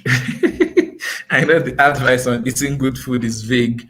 What is good food? How do we eat good food? But eat good food is important. You can do some research on that. I'm not a nutrition expert, but I know that we talk about balanced diet. What is balanced diet and all of that? But put in the work, do some research. What and what do I need to eat more of? What and what do I need to eat less of? You can go and follow up Roku Doctor on Instagram. He gives advice on some of those things. Yeah, but on a more serious note, eat good food on an ongoing basis from time to time. Make time to eat some good food. If you can't eat it every day, even within your means, how can you balance your distance and just be eating fufu and swallow every day, rice and all of that? Shake it up a bit. And good food is not always plenty food. It's in the quality of the food. Good food is important for our health. It's important for our brains also. For our minds and brains, I discovered drinking milk on an ongoing basis. Not every day, but drinking milk from time to time also helps our brain. Bananas are very important, and a few other things. They are very important for our brain and for our body, for our mind. Right. So you will see some suggested strategies under the energy section there. You can go through that for yourself after. Now let's look at attention. We have about 30 minutes. Let's look at attention. And I like this one. I like the attention part because I have quite a few things I want to share with us here to, help us. I think attention is one of those currencies that, especially in our time and generation, it's important to pay attention to. Pay attention to your attention. Pay attention to what you pay attention to. That sounds deep. What does that mean? Again, one of the proofs that is a currency is that we are talking about paying attention, expense. You pay attention, right? And it's such a valuable currency, especially in a time where attention is at an all-time low. One of the consequences of the social media age. This is not to say social media in itself did anything to you. I'm not trying to tell you to play victim. Social media did anything, didn't do anything to you. But the people who create these platforms pay millions of dollars to behavioral psychologists and engineers to help them create products that can hook you in and keep you hooked in, right? And because we are now in a generation where most platforms are flip and go, people just skim from one thought to the other, from one thing to the other. So it's hard for people to even sustain thoughts in our time. It's hard to sustain thoughts. And one of the consequences of that is that people don't critically think so often, so well with concerning things. So even when you say, I want to pursue this and pursue that, people are just, they just want to dabble in, dabble out, dabble in, dabble out. No strong roots. Attention is a very priceless currency, because if you can master your attention, if you can train your attention, learn to focus, learn to spend time on the thoughts. Some of us, we have truncated some very good ideas that came to us because we couldn't sit on that thought for long enough to flesh it out. And it's hard for a lot of people actually to do that because of gotten into the habit of jumping from one thing to the other, skimming from this person's video, that person's video, this person's video to that person's video. So it's hard to even sustain thoughts. But you want to stand out, you want to be different, you want to be able to master and go towards, maximize your journey or your path to the life you're creating and the person you want to be and the thing you want to do. To be able to do that, attention is very important. Master your attention and you can set yourself apart, right? Again, I gave an example of the fact that in our generation, just simply searching information on Google and reading more about what every other person knows can set you apart. You literally can have ideas around things that most people don't know, and it's basic information. I was speaking to a friend some days back. Is it this week or last week? Person was saying that he didn't realize a lot of things he knew. He thought it was normal, everybody knew, and all of that. He didn't realize until whether it's his friend or his sibling told him that you can actually teach these things. Most people don't know this. Is like, are you serious? Yeah, a lot of things most people don't know it, and it's because most people don't take the time to study or to pay attention or to give time to thought, to ideas, to things, and all of that. So in our generation, people who can master their attention literally are like superheroes. You can easily stand out from other people by mastering your focus, your attention, keeping traction on your goal, on your path, on your thoughts, on your ideas, on your vision. Keeping traction on it can literally set you apart. We know the scripture, guard your heart with all diligence, right? And this speaks to attention. When we say that scripture that says, guard your heart with all diligence, it says, for out of it flows the issues of life. The word that translates to issues there also translates to boundaries. So, in other words, guard your heart with all diligence, for out of it flows the boundaries of your life. Right? What it means is that the things that you feed your heart and your mind with will determine the direction or flow of your life, determine the currents of your life, right? So guard your heart with all diligence. How do you guard your heart with all diligence? Guard the things you watch, guard the things you listen to, guard the people you surround yourself with. Matthew 6:22 says the eye is the light of the body, and if the whole body be full of light, if the eyes be full of light, rather the whole body is full of light. Why is that? The things that we watch, the things that we give our attention to, guard the direction of our lives. And this is not just simplistic with the things that we give our attention with. It also speaks to the fact that if we are sure about the path we are going to, we should consciously set our course and gaze on things, people, places, and resources that help us get there. There's a very funny thing I was thinking about. Some days ago, the story of David and Goliath. When David went to the battlefield to meet his brothers to give them food, his eldest brother, when he was asking about in a Nigerian palace, waiting there happen now. Why not just did here? This man did here the talking here. He now had the king said whoever does this would first before he got there. When he started asking around, his elder brother got offended. I know you've come to start asking, who did you leave those sheep with? Who did you leave this sheep with? You're coming here to come and ask questions. It looks like David's someone that if there's enough incentive, he can put his life on the line. And his elder brother was offended with that. But I paid attention to something scripture said there.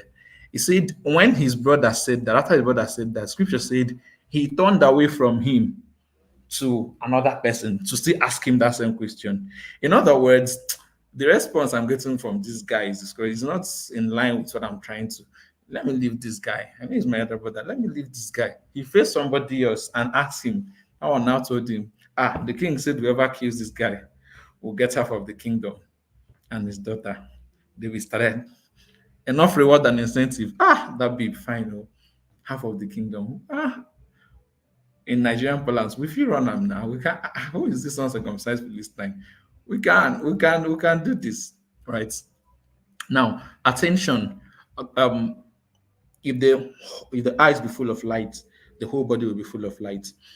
If you have set a course on a path, you should be intentional about ensuring that your attention and the things that you give your time to feed that. Again, I go back to the fact that oftentimes we want to outsource the results that we get to God so that we can blame God. God, why didn't this happen and all of that? And we are humans, of course. There are a lot of things we may never understand in the ongoing flow of time until time reveals all, right? Or reveals why this happened at this point. However, on a human construct also, the thing is that when God gives you a vision and an instruction and all of that, there is work to be done. And part of the work to be done is to ensure that you set your sights, your mind is focused, your attention is feeding on things that help you in the direction of that. Does that make sense to anybody?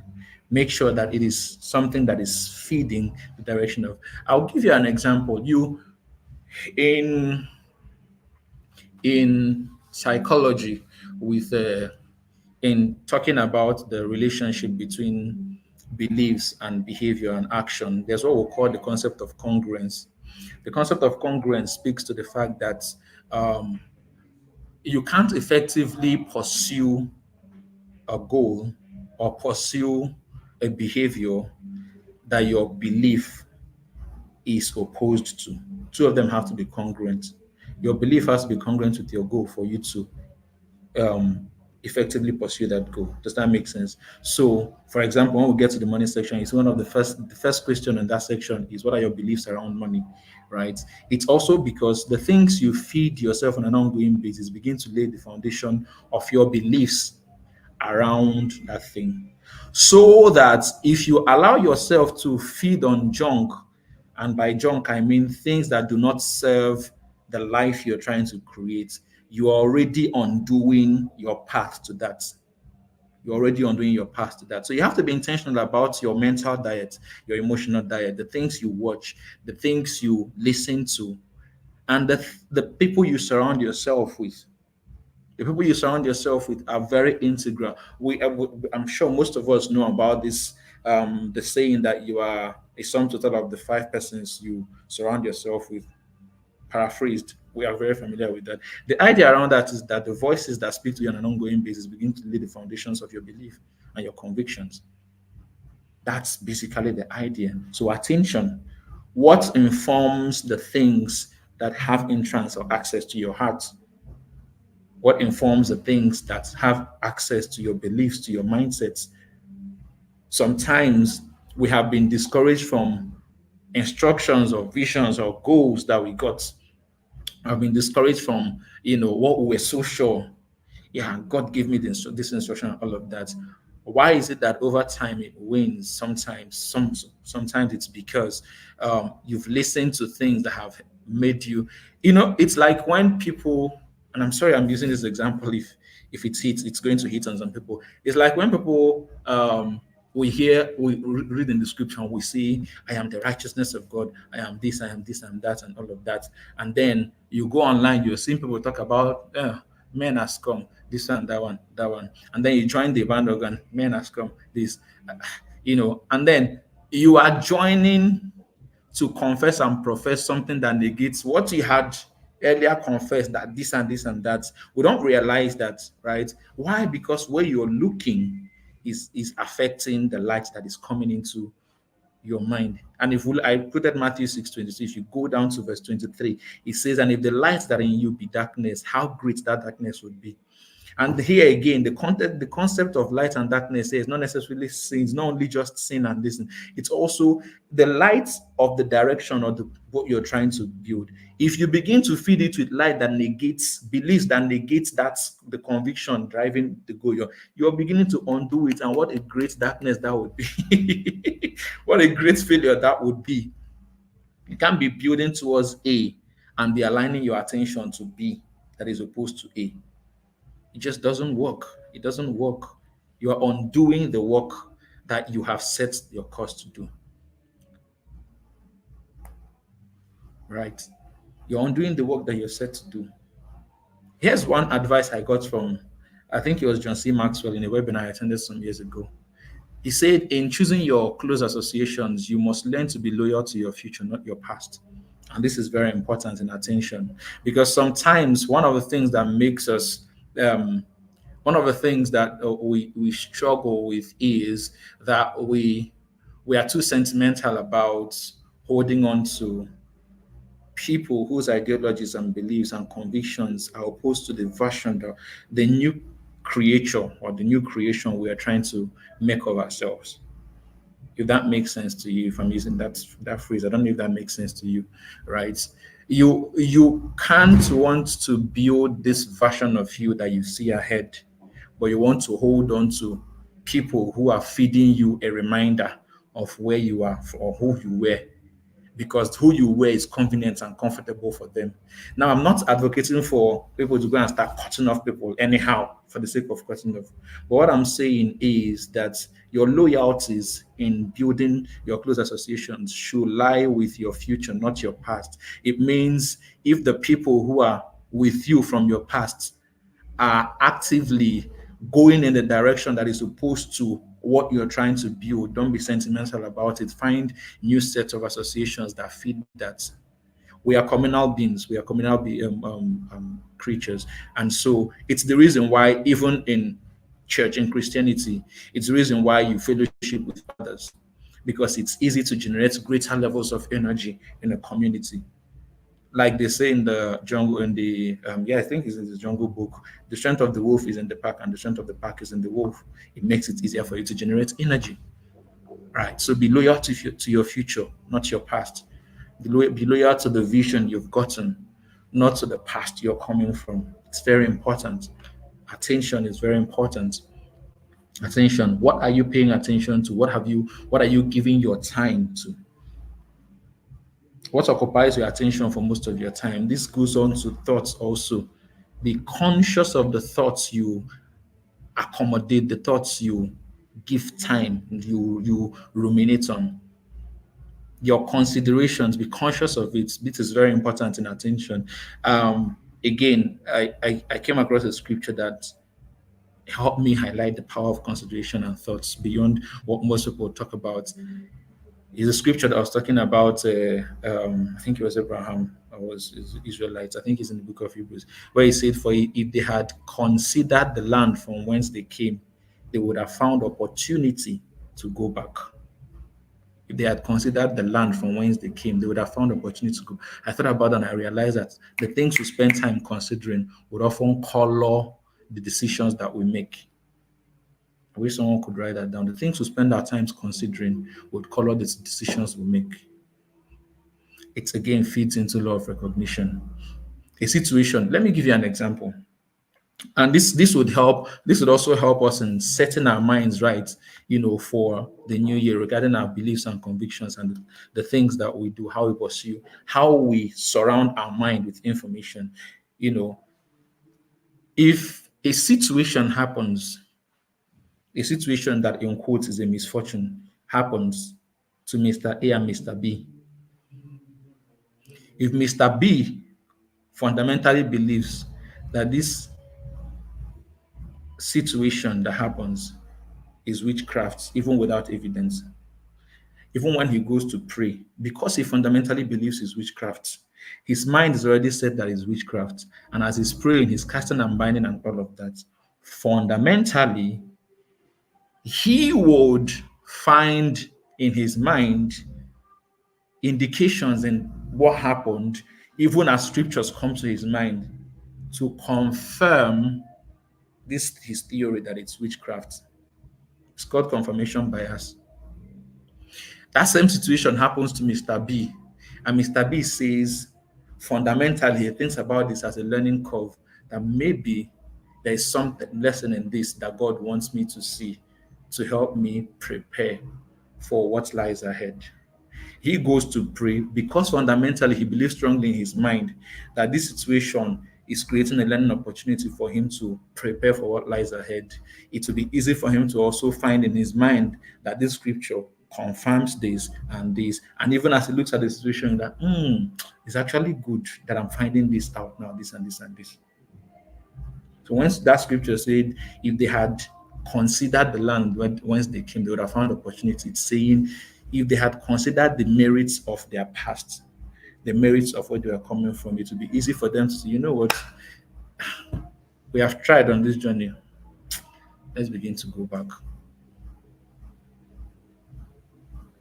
So I say this because it's easy for us, for example, and I'm using this for, I believe that most persons who are tuning into here are also Christians, and also I would say this from a Christian point of view.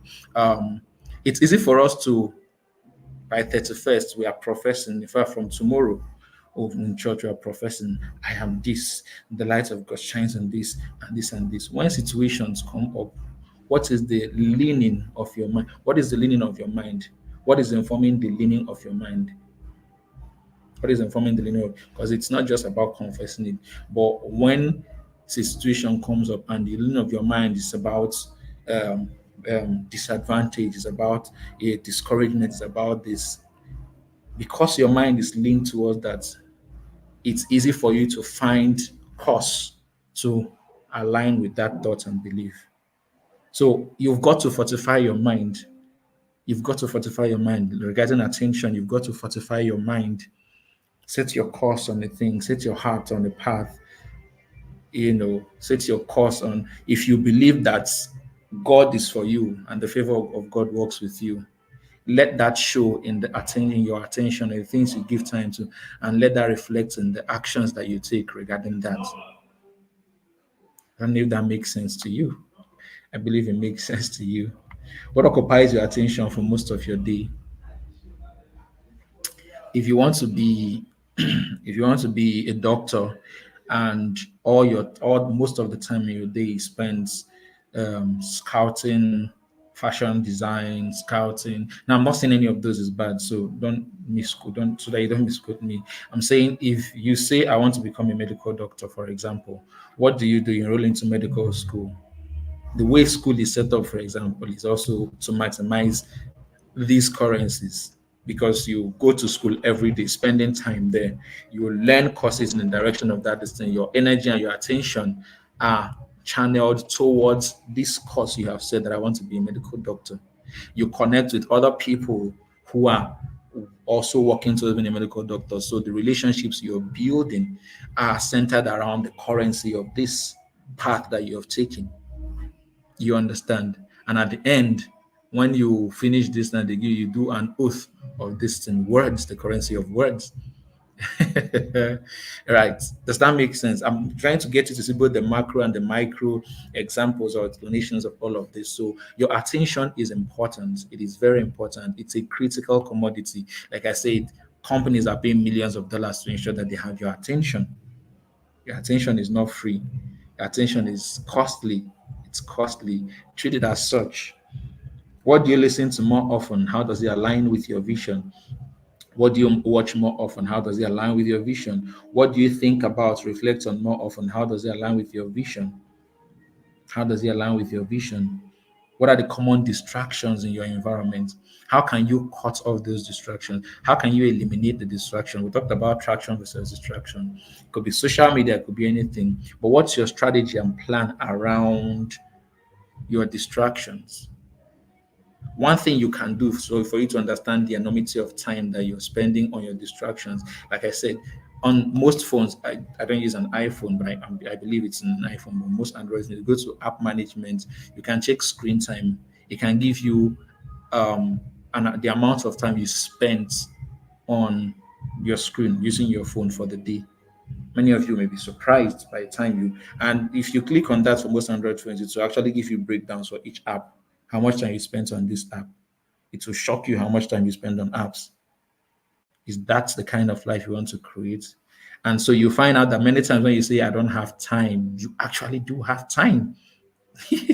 But you don't know how to leverage it, how to manage it, how to leverage it and make it flow in the direction of what you're trying to create. You have time. You have time. You have 24 hours like every other person. What can you do with and about that 24 hours? So, what are the things that are constituting distractions? How can you cut them short? How can you manage them? How can you eliminate them? How can you declutter your time, declutter your attention, and make greater room for the things that are important to you? Does that make sense? All right. So let's go on to money. Money. Now, for money, the the initial questions are just to help you get an overview, again, an audit, and all of that.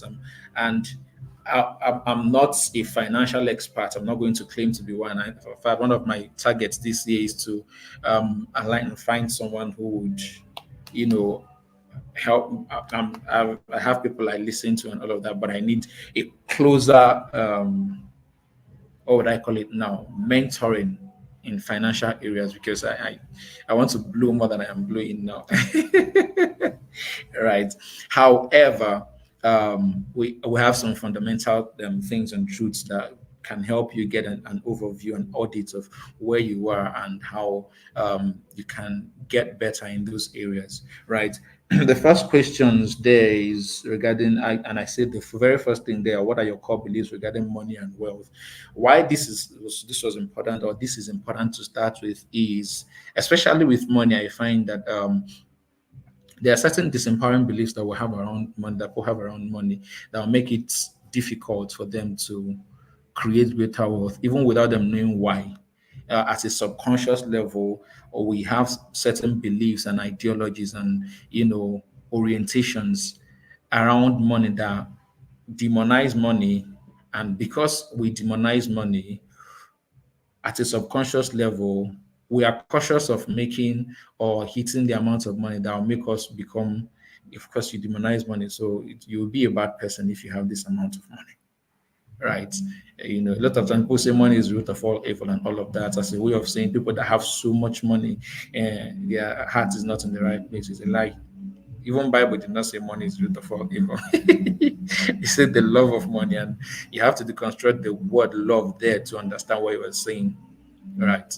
So he wasn't saying that being wealthy or creating greater avenues of wealth for yourself is the root of all evil or is bad. If money was bad, why did you go to secondary school and university and study the course you did? It was not so that you can get a well-paying job and take care of yourself. Right? So we can't run away from the fact that money is a very integral currency. It controls a lot of things, right? But you need to understand first of all the your beliefs around money. Is it empowering? Is it disempowering? Is it helping me?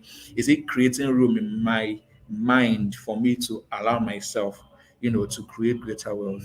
And it's okay if where you are or where I am right now financially is all I want to be financially. That's fine, right?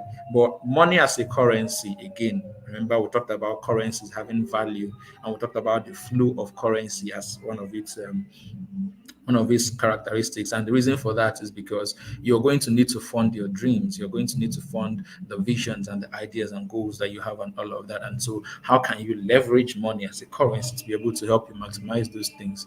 We talked about, for example, when we were talking about energy, we talked about how you should consider what to eliminate, what to delegate, and what to automate, right? And I said for some of us, delegation could mean paying someone. That is you leveraging the currency of money to be able to maximize the currency of energy and attention to create more room for yourself. That is the reason why, for example, because you have this vision and dream that requires a massive structure. And when I mean structure, it requires a system around it to make things more efficient, to employ people in different areas. You're maximizing the currency of money to be able to delegate to people and be able to have more time for the more creative aspects of your business, of your work. So money is important, right? And so if you don't challenge any beliefs that make you find or that make you um, understand the principle of money and how it works and how to go about it, it will be hard for you to even improve in those areas. And like I said, again, I'm not a financial expert, but the questions on the worksheet are going to help you to set a baseline. You know, for example, we asked that what was your average monthly income this year? Just I do this, do an audit of everything you made this year that you can remember. If you can't remember everything, divided by 12, that gives you an average of what you make in a day, in a year, and all of that. And you have dreams and visions and goals for this year. If I remain in this level of income, is it going to be able to properly fund the things I want to do for 2024? If that's fine, that's okay. You can stay there. If it's not fine, then begin to ask yourself, how can I upscale? How can I ensure that going forward, I create greater income, greater streams of income for myself to help me to be able to leverage that money, for the other things I want to do. Right. I say here that the flow of money responds to the exchange of value. So if you cultivate value that you can exchange for monetary rewards, it becomes easier for you to build on wealth. And three questions I asked here to help you with that is, what value do you carry that you can share with the world at a cost? What value do you? Everyone carries a value. Sometimes it's about self audits. What's value do I carry that I can share with the world? You know, and it actually feeds into the second one, which is, what problems are you solving? What problems are you solving? Who needs it? At what cost? What problems are you solving? Who needs it? At what cost? What problems am I solving right now for you? What problems are you solving? How can you connect to the people who need that problem, who are willing to pay for that,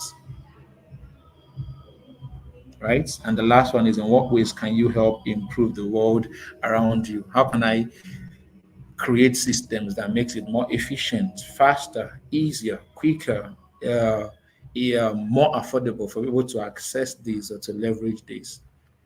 And the questions, these questions are, it doesn't mean that in one sitting as you look at it you find all the answers, but it sets you on the path. It sets you on the path. All right.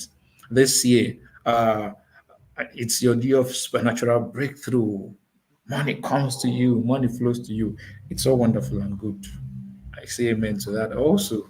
And I believe that also. But if you understand again the principles of this, and you understand that sometimes at the fulfillment of these prophecies and professions or professions that we make, sometimes is in understanding the interplay of these things. Money flows to you sometimes doesn't mean that. So first off, you need to deconstruct your idea of money. Physical cash is just a representation of money. Is a representation of money, actually. In fact, I think it was some days back, I went to check the root word for money. It comes from, I think it's from the Greek word nomisma, that means that which is assigned. So the money, like the cash that we use, is like an asset, something that has an assigned value that represents money. Money itself is not the cash, right? So, for example, when you hear this year, and God may truly have told you, for example, this year money flows to you, and true, money flows to you, but it's just not cash. You're not going to sit down and comfort, sorry, and it falls on your laps. No, I meant to catch my breath. So you're not going to just sit down and the money falls on your lap. No. Sometimes money flows to you this year means that relationships are going to come, that if you maximize them, it opens doors. It's going to mean that some challenges are going to arise where you in the vicinity where you are. You're going to have the wisdom to provide a solution for it, and money comes. It's going to mean sometimes that certain situations are going to arise, or certain opportunities are going to arise, and if you're alert enough and understand and leverage those situations as they arise, the tides of time. There is a tide in the affairs of men. That quote again, which taken at the flood leads on to fortune. Money flows to you doesn't mean physical cash is going. So again, like I say, don't outsource your failure to take action and perpetuate or to actualize the goals and the prophecies over you. Don't outsource the faults for it to God. Sometimes the words are true, the prophecies are true, but you need to understand then the leverage that can help you get to those prophecies. You need to understand it. So money flowing to you doesn't mean cash is going to flow to you, fall from the sky, or just, I mean, those can happen every now and then, but that's not the principle. That's not how it works, right? So on the, again, like I said, when you understand these things, you begin to understand how all of these interplay. Relationships are going to be very critical in connecting you to wealth, to opportunities. The capacity and value you've built by the things you spend your time and give your attention to and invest your energy on are going to stand you out. I listened to someone some years ago. Who said favor may get you into the door, competence will keep you there. Favor may get you into the door so that you don't begin to, fashion your life based on waiting for miracles and favor, God's favor, God's favor. While you're waiting for God's favor, what are you giving your time to? What are you giving your attention to? What are you giving your energy to? How are you investing these things to become the person that you want to be? Let me give you one of the proofs of faith. And earlier this year, God began to talk to me about this. Now I'm beginning to sound like I'm doing preaching now, but one of the proofs of faith oftentimes is the fact that while we are praying for something and trusting God for something and preparing and building capacity for when that thing comes. So you're praying for a position or for something and all of that, and you're just sitting idle. When God is going, part of the proof of your faith is that, oh, I want to get to this position before the end of this year. I'm learning, upskilling, and all of that, so that when I get into there, favor may take me into the door, but I'll represent God well now. You are the light of the world, not by mouth. When you are now given that position, you need to represent well. So you need to build the capacity to be able to represent well. And that's what will keep you there. So how are you investing your time in preparation for there? How are you investing your energy in preparation for there? How are you investing your attention in preparation for there? How are you leveraging these currencies to make you the person that is able to sustain that? Remember again, the foundational thing we said at the beginning, success is not something you pursue. Success is something you attract. How am I becoming more attractive to success? How am I becoming more attractive to favor? How am I becoming more attractive to these opportunities, to these relationships? Build yourself, build capacity, build competence, prepare yourself, be preparing yourself. As you pray, you put in the work, you're giving your attention to the things. I think it's in Philippians 4:8. Is it Philippians 4:8? Where he says, finally, my brethren, whatsoever things are true, noble, honest, think on these things. You can go and read and list out all those things and think about what are the things that you give your thoughts and attention to, what are the things that you spend your time and energy on, what are the things that you fuel yourself with. Am I speaking to somebody? Am I speaking to somebody? And we'll go into words. I'm trying to ensure that I wrap up. We touch on all of this before we wrap up. We'll go into words, and I'm very stoked and excited about the words aspect, because I'm going to talk about words from three dimensions, three perspectives. Words as currency from three perspectives. So the first thing I want to say regarding words is that words are creative. And when we say words are creative, we don't mean creativity as per, oh, he's so creative, he was able to draw that, make it beautiful. No, words are creative means that words create. That's what it means. Creativity is that that I am bringing to life that which was imagined, calls upon things that be not as if they are. Right. So words are creative means that words create. It's as simple as that. Don't try to philosophize it. It's that words create. They bring to life. And this is very fundamental and important for you to understand, because with our mouth, we create realities. And see, Peter, I think it was Peter, was it James writing? He said the tongue is a little member of the body, but like a rudder in the ship, it drives the direction of your life. Your words are powerful. They create. They create. Life and death are in the power of the tongue. Words are powerful. Why am I saying this? A very very popular scripture we quote when we with warfare prayers is, the weapons of our warfare are not carnal, but they are strong to the pulling down of strongholds. We stop there. Read the next verse. The next verse says, casting down every thought and imagination and every high thing that so highly exalts itself above the knowledge of Christ. Casting down every thought and imagination. How do you cast down thoughts? You don't cast down thoughts with thoughts, you cast down thoughts with words. First law of motion, physics: every object remains in its state of rest or motion except acted upon by an external force. Thoughts have the tendency to continue flowing in the direction where it's going except acted upon by an external force. The external force are your words. So whatever those strongholds are, those negative thoughts or disempowering thoughts about yourself, about anything that are trying to develop in your heart, you cast them down by your words. Words are creative.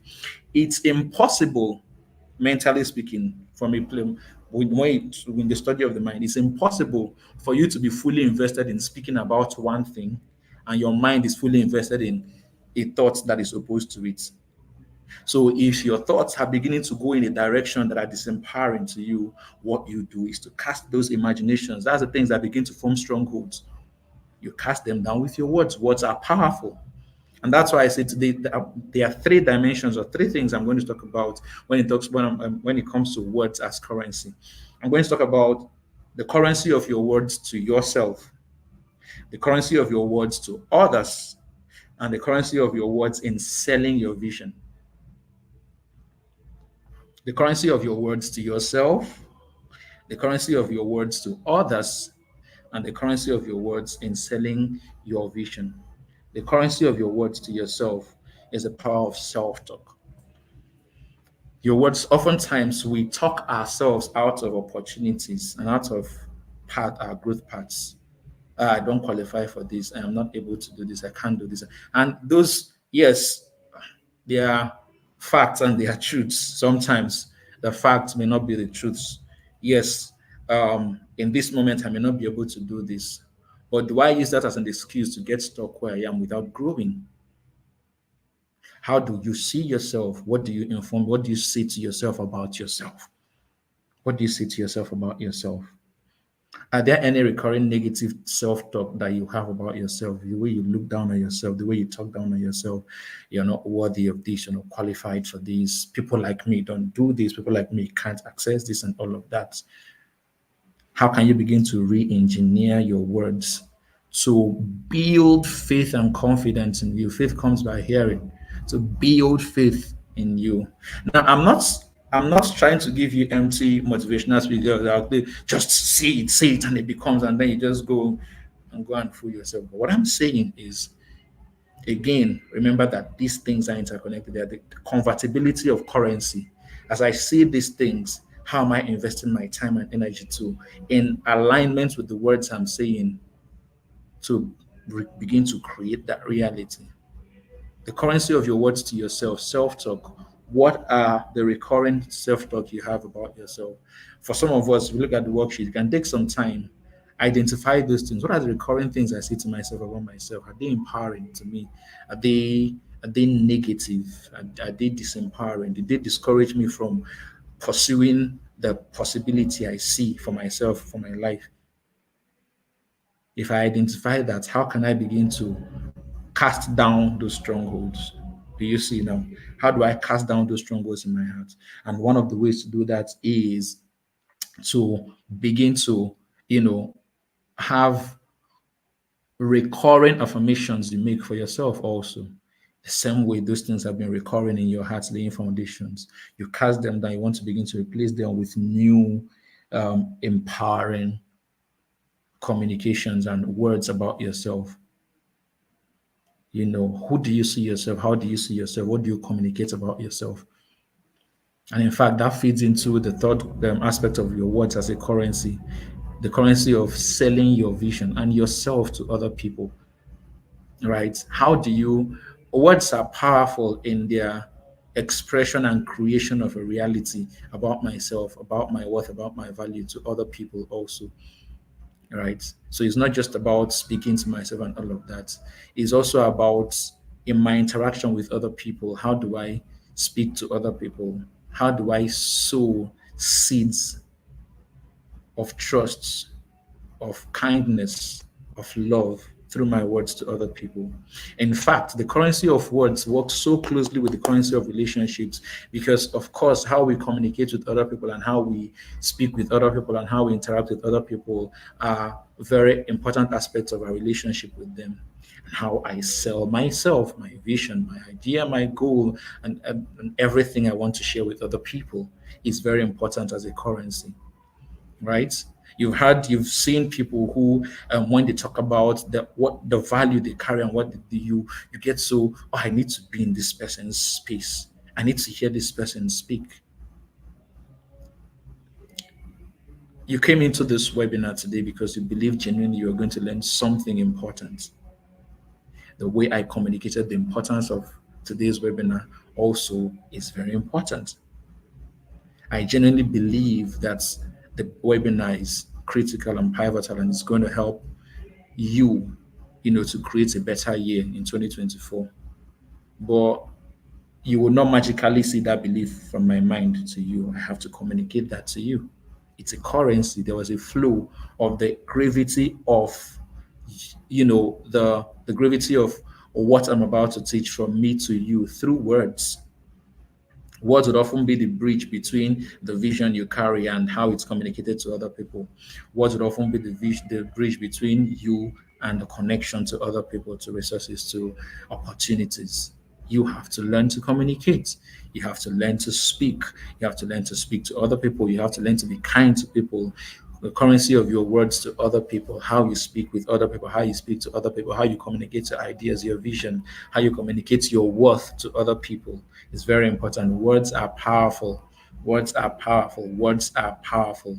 What do you say to yourself about your situation? What do you say to yourself about? Let me just I'll be wrapping up with the words soon because I'll be wrapping up soon. But let me just share something with us. There's something and this is a personal, I'm giving this as an example. It's not a doctrine for you, but I want to use that to help you understand the power of words in creating the reality of things for you.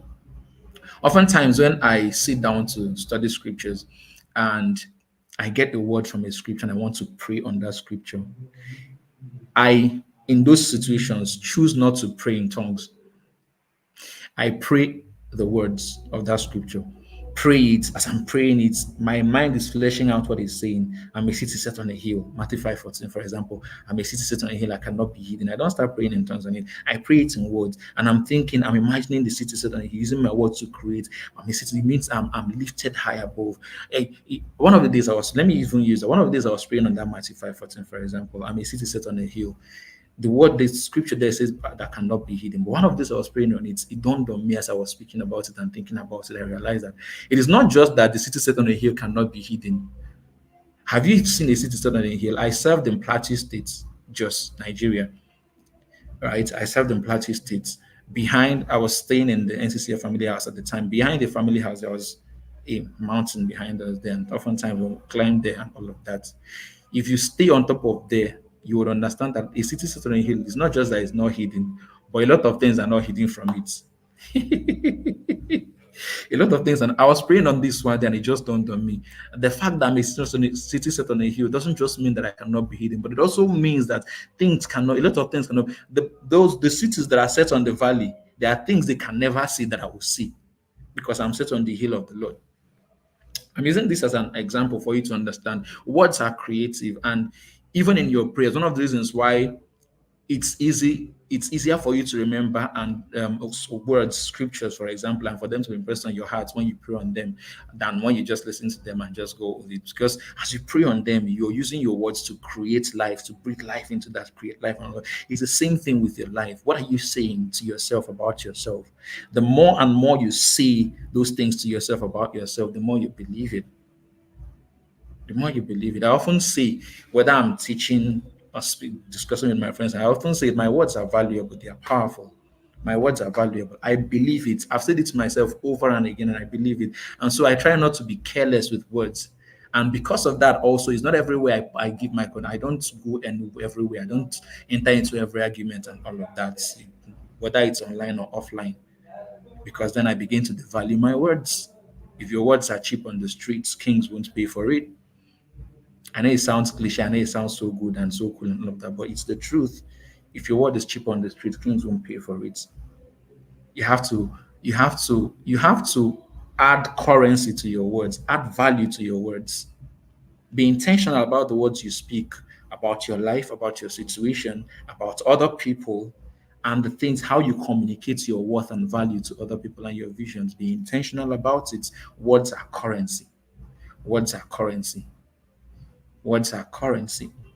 There's a reason why, for example, in my line of work and the things that I do, when people come in and I into my trainings and teaching and all of that, when they finish in all of that, it's easy for people to want me to come and speak in a certain place or come and facilitate or whatever it is in a certain place. Why? Because from my words, even though they've met me once, but from my words, I've sold to them that I carry value that they need.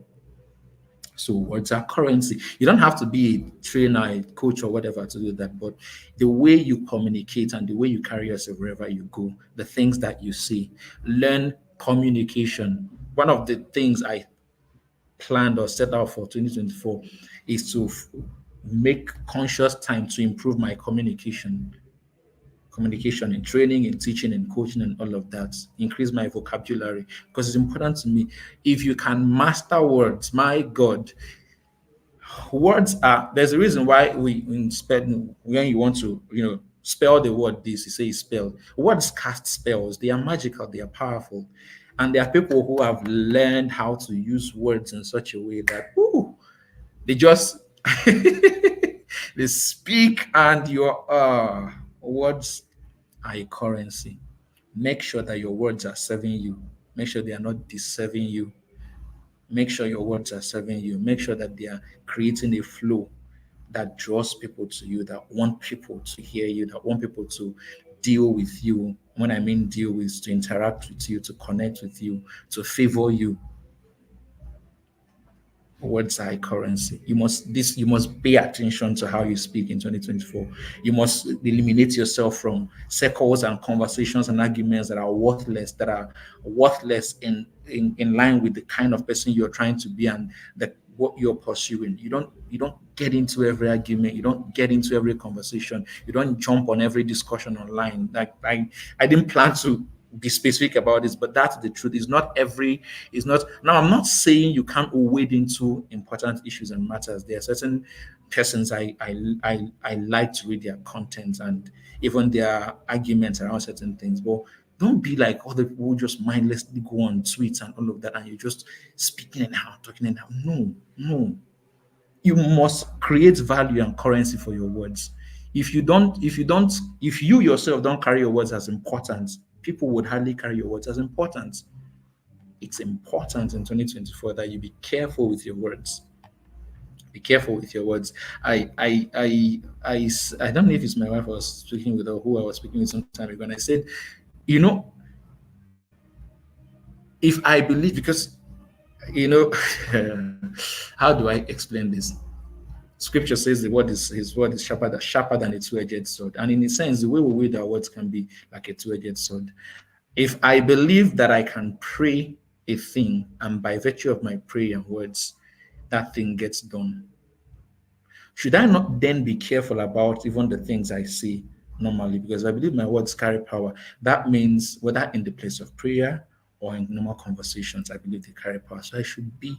And the more I carry it's the reason why people of value also, you don't talk anyhow. You don't talk anyhow. You carry yourself with a certain level of self-awareness. Create currency for your words. Create currency for your words. It's important. It's very important. Very important. Very important. Words are weapons, and mastering how you wield them will give you an edge in the world. It's very important. Right. I'm going to end with relationships because for health, most of the things on health have been touched on in energy. So I'm going to end on relationships so that we can wrap up for today. I see some people have dropped out. I just want to be sure that we can still hear me and that we're getting value for this. I'm seeing that Sapporo dropped a message last. Joseph said, favor may get you into the door, but competence will keep you there. Yes, absolutely true. Favor may get you into the door, but competence would keep you there. All right. So let's go into relationships. When we hear relationships, sometimes the first thing that comes to our mind is romantic relationship, boy, girl, man, woman. But relationships are very integral in as a currency. It's often said that you're some people say you're one person away from what you're looking for. Some people say you're 5 persons away. Some people say you're 3 persons away. Whatever number it is, the truth is that people are often the bridges between you and opportunities, oftentimes. And the truth is that even with the intervention of God, oftentimes the intervention of God most times will come also through people. People are important. So you must learn to cultivate your relationships. Cultivate your relationships. Be intentional about it. And the beautiful thing about relationships, cultivating relationships, is that mastering the currency of your words is important also in helping fund the currency of your relationships. Relationships are key. Relationships are very important. And the first thing I on the worksheet is I asked describe the quality and kind of relationships you seek to build for yourself this coming year. And I know you may not have the time to do that here on the workshop, on the webinar, but I would like that after the webinar, make some time today, tomorrow, this week. Take some time, go through the worksheet as a whole. For this relationship part, that first question, think about the quality of relationships you want to have this year, the kind of relationships you want to have, with who, and all of that. Take some time to think about it. Let it be clear. Let it be clear and clear enough for you that you know what you want, not just what you don't want, but what you want. Let it be clear, right? And reflect on the time and effort you invest in your key relationships. And before we get to that, when we talk about and when I talk about relationships as a currency and funding your relationship as a currency, it's very key and important. It's very key and important because the quality of um, the quality of the life that we experience and the quality of um, the richness of our life, many of the times when we sit down to think about it, the things that matter, they often would revolve around people, the people that are closest to us, the people that matter to us, and all. And so it's important, very important, that in working towards your goal and the things you want to do for this year, you ask yourself the question of relationships. Who do I want? Who and the x-raying or auditing your relationships is not about trying to find who you cut off. It's not about trying to start with judging yourself. How have I myself been a quality friend? What value have I brought to my friends around me? In the worksheet I created for the research session I'm going to have with the Man Academy, part of the things I included there was, what value have I brought to the communities, to the people, to the circles that I belong to? What kind of value have I brought? Because you don't want to be parasitic looking, because a lot of the things I'm going to talk about now, if you don't approach them from the standpoint of mutual value, to become parasitic. So you want to x-ray yourself to how have I been in my relationships as a son, as a father, as a friend, as a colleague, and all of that. How have I been of value to the people around me? It's important to help me also to know the areas that I need to improve.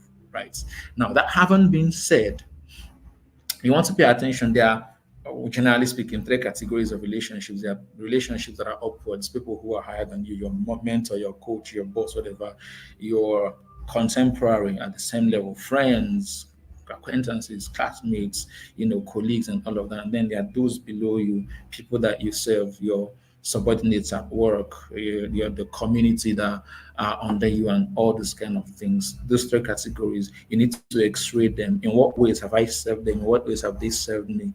Which do I want to continue? Which do I need to intensify my commitment with? Which do I want to eliminate? Which no longer serves me? Which is redundant? You need to declutter all these things. Remember, again, you need to create more space for you to be able to do more for the things that matter to you. So you want to ask all of that question regarding your relationships. Now, that having been said, also, I want to draw your attention to something I learned. I think it was from Bishop T.D. Jakes. I learned this some time ago, where he talked about the fact that we often have people that feed us and people that need us. And based on that, I came up with the concept of feeders versus needers, feeders and needers in our relationships. And that's what I want to want you to, spend some time after this to look at. There are people that feed us, and these people don't have to be in direct contact with us. There are people who we learn from, we get inspired from, they are coaches, they are mentors, they are influencers, they are people that we basically, the dynamics of our interaction or relationship with them is that we draw from them. So the direction of the relationship is often from them to us. We draw from them, whether it be our coach, whether it be our mentor, whether it be person that inspires us. So that we draw from them. Those are our feeders. So keep that aside. Keep that on one side. They are needers, people that draw from us. Younger brother, younger cousins, the community you serve, the people that look up to you, and all of that. The community, people that the dynamics of your relationship with them is primarily they draw from you. They are needers. Now, there's nothing wrong with these two categories. In fact, as a matter of fact, at every point in your life, especially if you're a relevant person, you would always have these two categories. However, you want to pay attention in the currency of your relationship that your time, energy, attention, and resources are not predominantly fueled only with needers so that you get drained. So for the year going forward, let it not be that you're just seven, giving, giving, giving, feeding, feeding, feeding. Who are you feeding from? So you need to sit down and audit for yourself who are the predominant relationships around me. So, for example, a typical example of that, when we say that you're a sum total of the five people that you spend more time with, you can sit down and ask yourself this past year, who were the five relationships that surrounded me, whether directly or indirectly? Who were the five people I spent more time with? It could be whether I listen to this person's messages most often, or I read this person's book more, and all of that. Physically, who are the people I spent more time with, and all of that. You want to identify of the predominant people. You can stretch it to 10 if you want, but the people I spent time predominantly with this year, what fraction of them were people that I was drawing from? What fraction of them were people that were drawing from me? If most of the people you surround yourself with are people who are always drawing from you, you will be drained emotionally, mentally, and it would oftentimes feel unrewarding for you. Now, that doesn't mean you must not serve, but what that means for you then is that you need to pay attention to ask, where can I draw from? Where can I draw from to balance out? Where can I draw from? So you want to pay attention to feeling and building the community of people around you. Who do I draw from? Who draws from me? How do I create a balance? Who do I need to, temper down their access to me or my access to them and all of that based on what I'm doing or where I'm going and all of that. So you want to pay attention to all of those. Who are the feeders? Who are the leaders? And then the third category I included there, who are the teamers? In this path that I'm going, right, we've talked about those who have gone ahead, those who I'm drawing from, whether it be people who I'm learning from their model of business, or people who inspire me, in this industry, what I'm building, and all of that. And then there are people who draw from me, but they are the people who are contemporaries. And it is important for you to be very intentional about this category because this is where your collaborations and synergies and partnerships would often come from. Who are those within my space, my contemporaries, my friends, my colleagues, people who my buddies and all of that, who are towing in the right direction with me, who I can partner with, who I can collaborate with, who I can serve one way or the other. I can tell you for me, my life has been blessed by favors and relationships that I have leveraged them, a lot of them, contemporaries, friends, colleagues, and even people ahead of me, right? But for this team as this contemporaries, you want to pay attention. Who can I collaborate with? And in doing this, you don't just want to ask yourself, how can I leverage on this person's value for what I want? Ask yourself, very importantly, what can I offer them also for their goals and visions for what they are doing? Because here's what happens if you, as a friend, as a colleague, as whatever you are to them, if you are someone who's proactive about also adding value to them, serving them in one way or the other, it becomes easy to leverage on them. It becomes easy for them to want to do for you because you always also are valuable to them. So don't do this X-ray, or don't do this auditing with only the mindset of how can I draw from this person. Oh, okay, so I have a goal and vision this year. I want to be able to do this and this. Okay, so let me think. I know this guy does this. I can just call him up and tell him I need this and this. I don't have the money, so you are my friend. You can do this for me for free. I know this other person. Ask yourself, what can I offer them as value? Honor the value of your friends, and this is very important in relationships as a currency. Honor the value of your friend as much as you can. Find a way to honor the value of your friends. Find a way to honor. Once someone reached out to me some time ago asking me of his service and all, and I have a friend I know that does that service and all. I reached out to the friend, asked him, how much do you do this? They said this. I asked him, so when you do this, what and what do you do? They explained to me. I told him, okay, this somebody that has reached out to me that wants to do this and this and this, but they want this and this and this also. So you need to recreate your pricing. So factor in that you're going to do this and this and this, and give me the value that it will require, so that I'll get back to them. Now, the person that reached out to me one day, do you know somebody? I could easily have gone and told them, there's somebody that is coming. This person is coming from me. Oh. So try try so that you don't charge them so well and all of that. I didn't tell the person that needs service that, okay, I have a friend that can help you get. No, even if I'm going to get a favor from the friend, I didn't do that. Reach out to them. Honor the value that your friends carry. Be their big supporter and charity. Don't be the reason why their business is falling. Don't be the reason why their business is falling. Honor the value that they carry. Relationships are very key. You want to x-ray this your relationships, and ask yourself honestly, what can I commit to do to honor or to nurture these relationships or these connections? What can I commit to do to nurture these relationships? What can I commit to do? How can I do something to, ensure that I sustain the positive flow of this relationship? Friends, your loved ones, your partner, your husband, your wife, your children, whatever it is. All right. Nurture your relationships. Nurture your relationships. Maximize your relationships. Honor your relationships. Honor your relationships. It's key. It's important. People would often speak for you in doors where you're not, in rooms where you're not. It's people that will speak for you in rooms where you're not. You want to honor those relationships. And as I wrap up with this, I want to say one of the errors that a lot of people make when it comes to relationship is to abuse access. You don't want to be that person in 2024.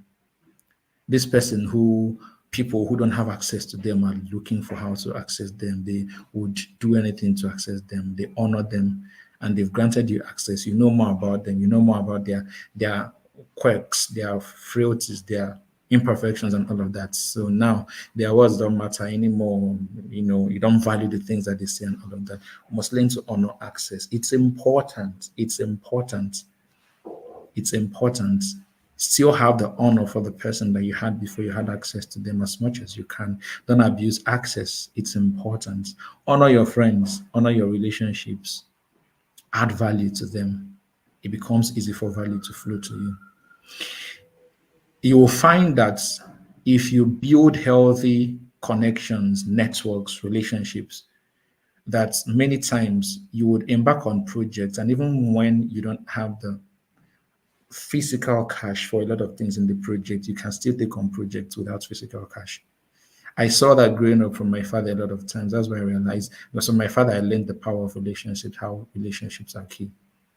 Because from him, I learned the fact that you can take on projects even when you don't have the physical cash for them. I mean, basically, you can run an entire project with a network of friends whose services can fit that project. But like I said at the beginning, your primary goal should not be parasitic. Find a way to be valuable to your network. Find a way to be valuable to your network. It is key. It is important. It cannot be overemphasized. Find a way to create value and be important to your networks. Build healthy networks. Build healthy networks that feed where you're going, that feed who you want to be and who the life you're creating, the image you're creating, and the goal you're creating for yourself. Build healthy networks that feed that.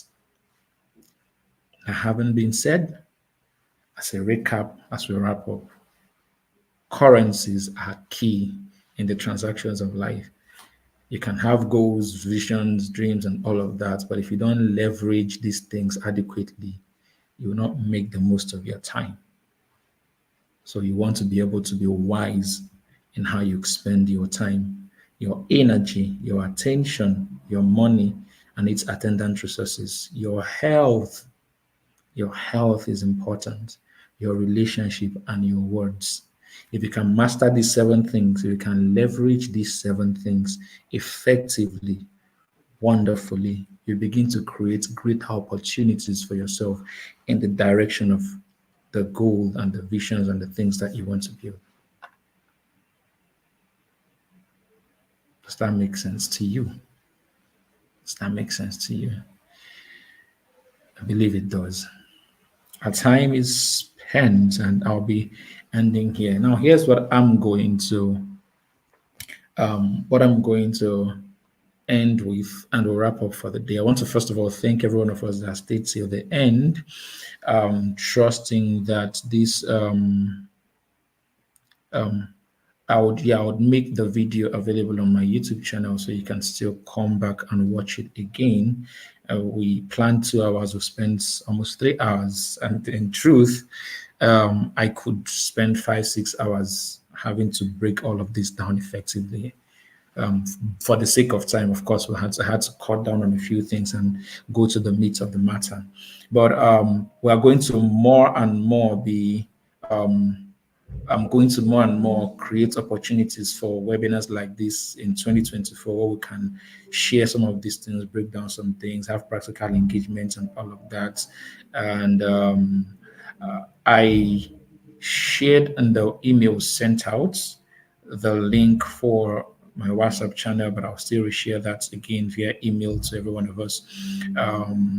So, because a lot of things, I have a lot of offers and things coming up, a lot of things I'm planning coming up for 2024, and I'll be sharing that predominantly on my WhatsApp channel and all my other social platforms. So stay tuned on the channel. You can join the channel. I don't have the link off my head now, but I would send that via email again to those. You can join the WhatsApp channel. Everything that I'll be doing, every event, every program, and insights I'll be sharing on a weekly basis or be on that WhatsApp channel. Now, I created the WhatsApp channel because I already have a group for the Man Academy, but the things we do in the Man Academy are just for men. And I realized that if I just keep sharing insights only there, it would only benefit the guys, the men. So I created the WhatsApp channel as a general channel where everything that I share, insights that are general to everyone, can be accessed by everyone. So I would share the link to that in the email that will follow by tomorrow with the link to be able to access this session again with us. And I encourage every one of us, share the link with those around, with your friends, your colleagues, your family, people you know that would need to listen to this. I don't want people to go into 2024 just making resolutions, and then it dies down and all of that. I want you to be able to take currency. I want you to be able to put in work. I want you to be able to get the results that you want. I want you to be able to understand the pillars that would hold those resolutions and those plans and goals and help you ensure that going forward, the things that you say you want to do, the person that you want to become, you are able to navigate through these tides and these currencies to go from point A, where you are, to point B, where you want to be. And I thank you all for joining in, and I encourage you join me to help others to get to know about this, to learn this, to hear this, to benefit from this. I would leave the sign up link for the webinar open for another 2 days so that those who couldn't join can sign up, and with their emails I can send them the resources and everything that I will be sending to us. So anyone you know that needs to see this or share or learn from this, you can share this with them, share the link with them, and share the sign up link with them also. By Monday um, would be disabling the link for the sign up. So anyone who has not signed up by then would have access to those resources again. So thank you everyone for coming in today. Thank you for joining in, and I appreciate your spending time with me today. Have a wonderful weekend. Have a beautiful Christmas celebration, and if you can, send me Christmas chicken. All right, that's an enlightened. Thank you for joining in today. I'd like to get some feedback from us as we wrap up, as we close. Who is still here, and what have you gotten for today? Who is still here, and what was your key takeaway for today? I'll be sharing those key takeaways as we wrap up. Who is still here? What are your key takeaways? What are your key takeaways? Thank you, Sapro. I see your message.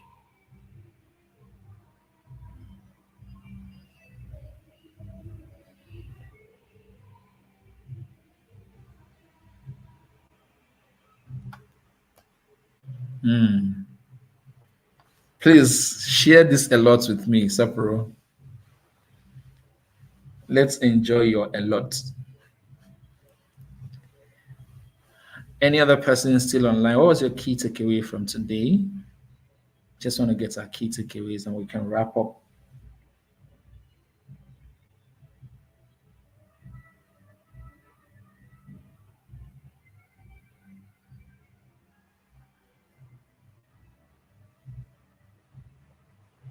Oh, okay. Sapro says nurturing my relationships. Okay, that's good. What exactly about that? I want to hear specifics.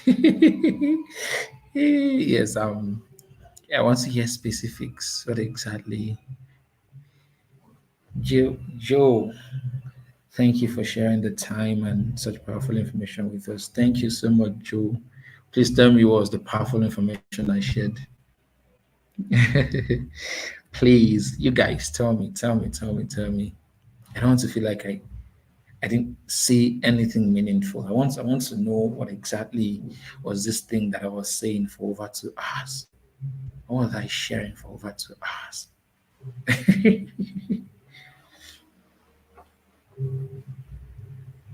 Mm. Sapro says becoming a dexterous wielder of words, both written and spoken. Why am I not surprised that that's the key thing for you? Thank you, Sapro. Thank you for sharing that. Becoming a dexterous wielder of words, both written and spoken. Okay, one more person. Joe, give me one of the powerful things that I said now. Me, I want to hear what I said too now. I want to hear what I said too. Uh, who else is here with us? And what did you get as we wrap up for the day? As we wrap up for the day. As we wrap up for the day. Anybody?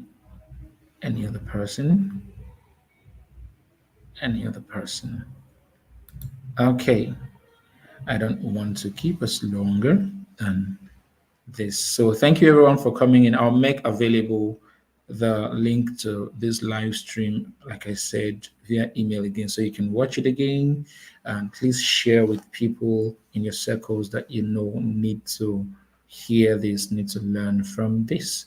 And see you next time, whenever that would be.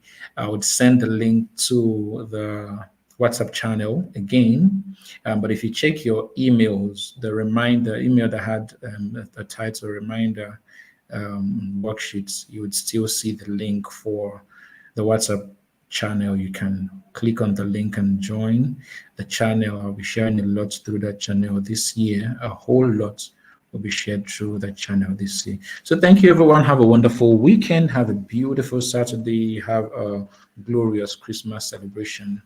I look forward to celebrating our wins and victories in 2024.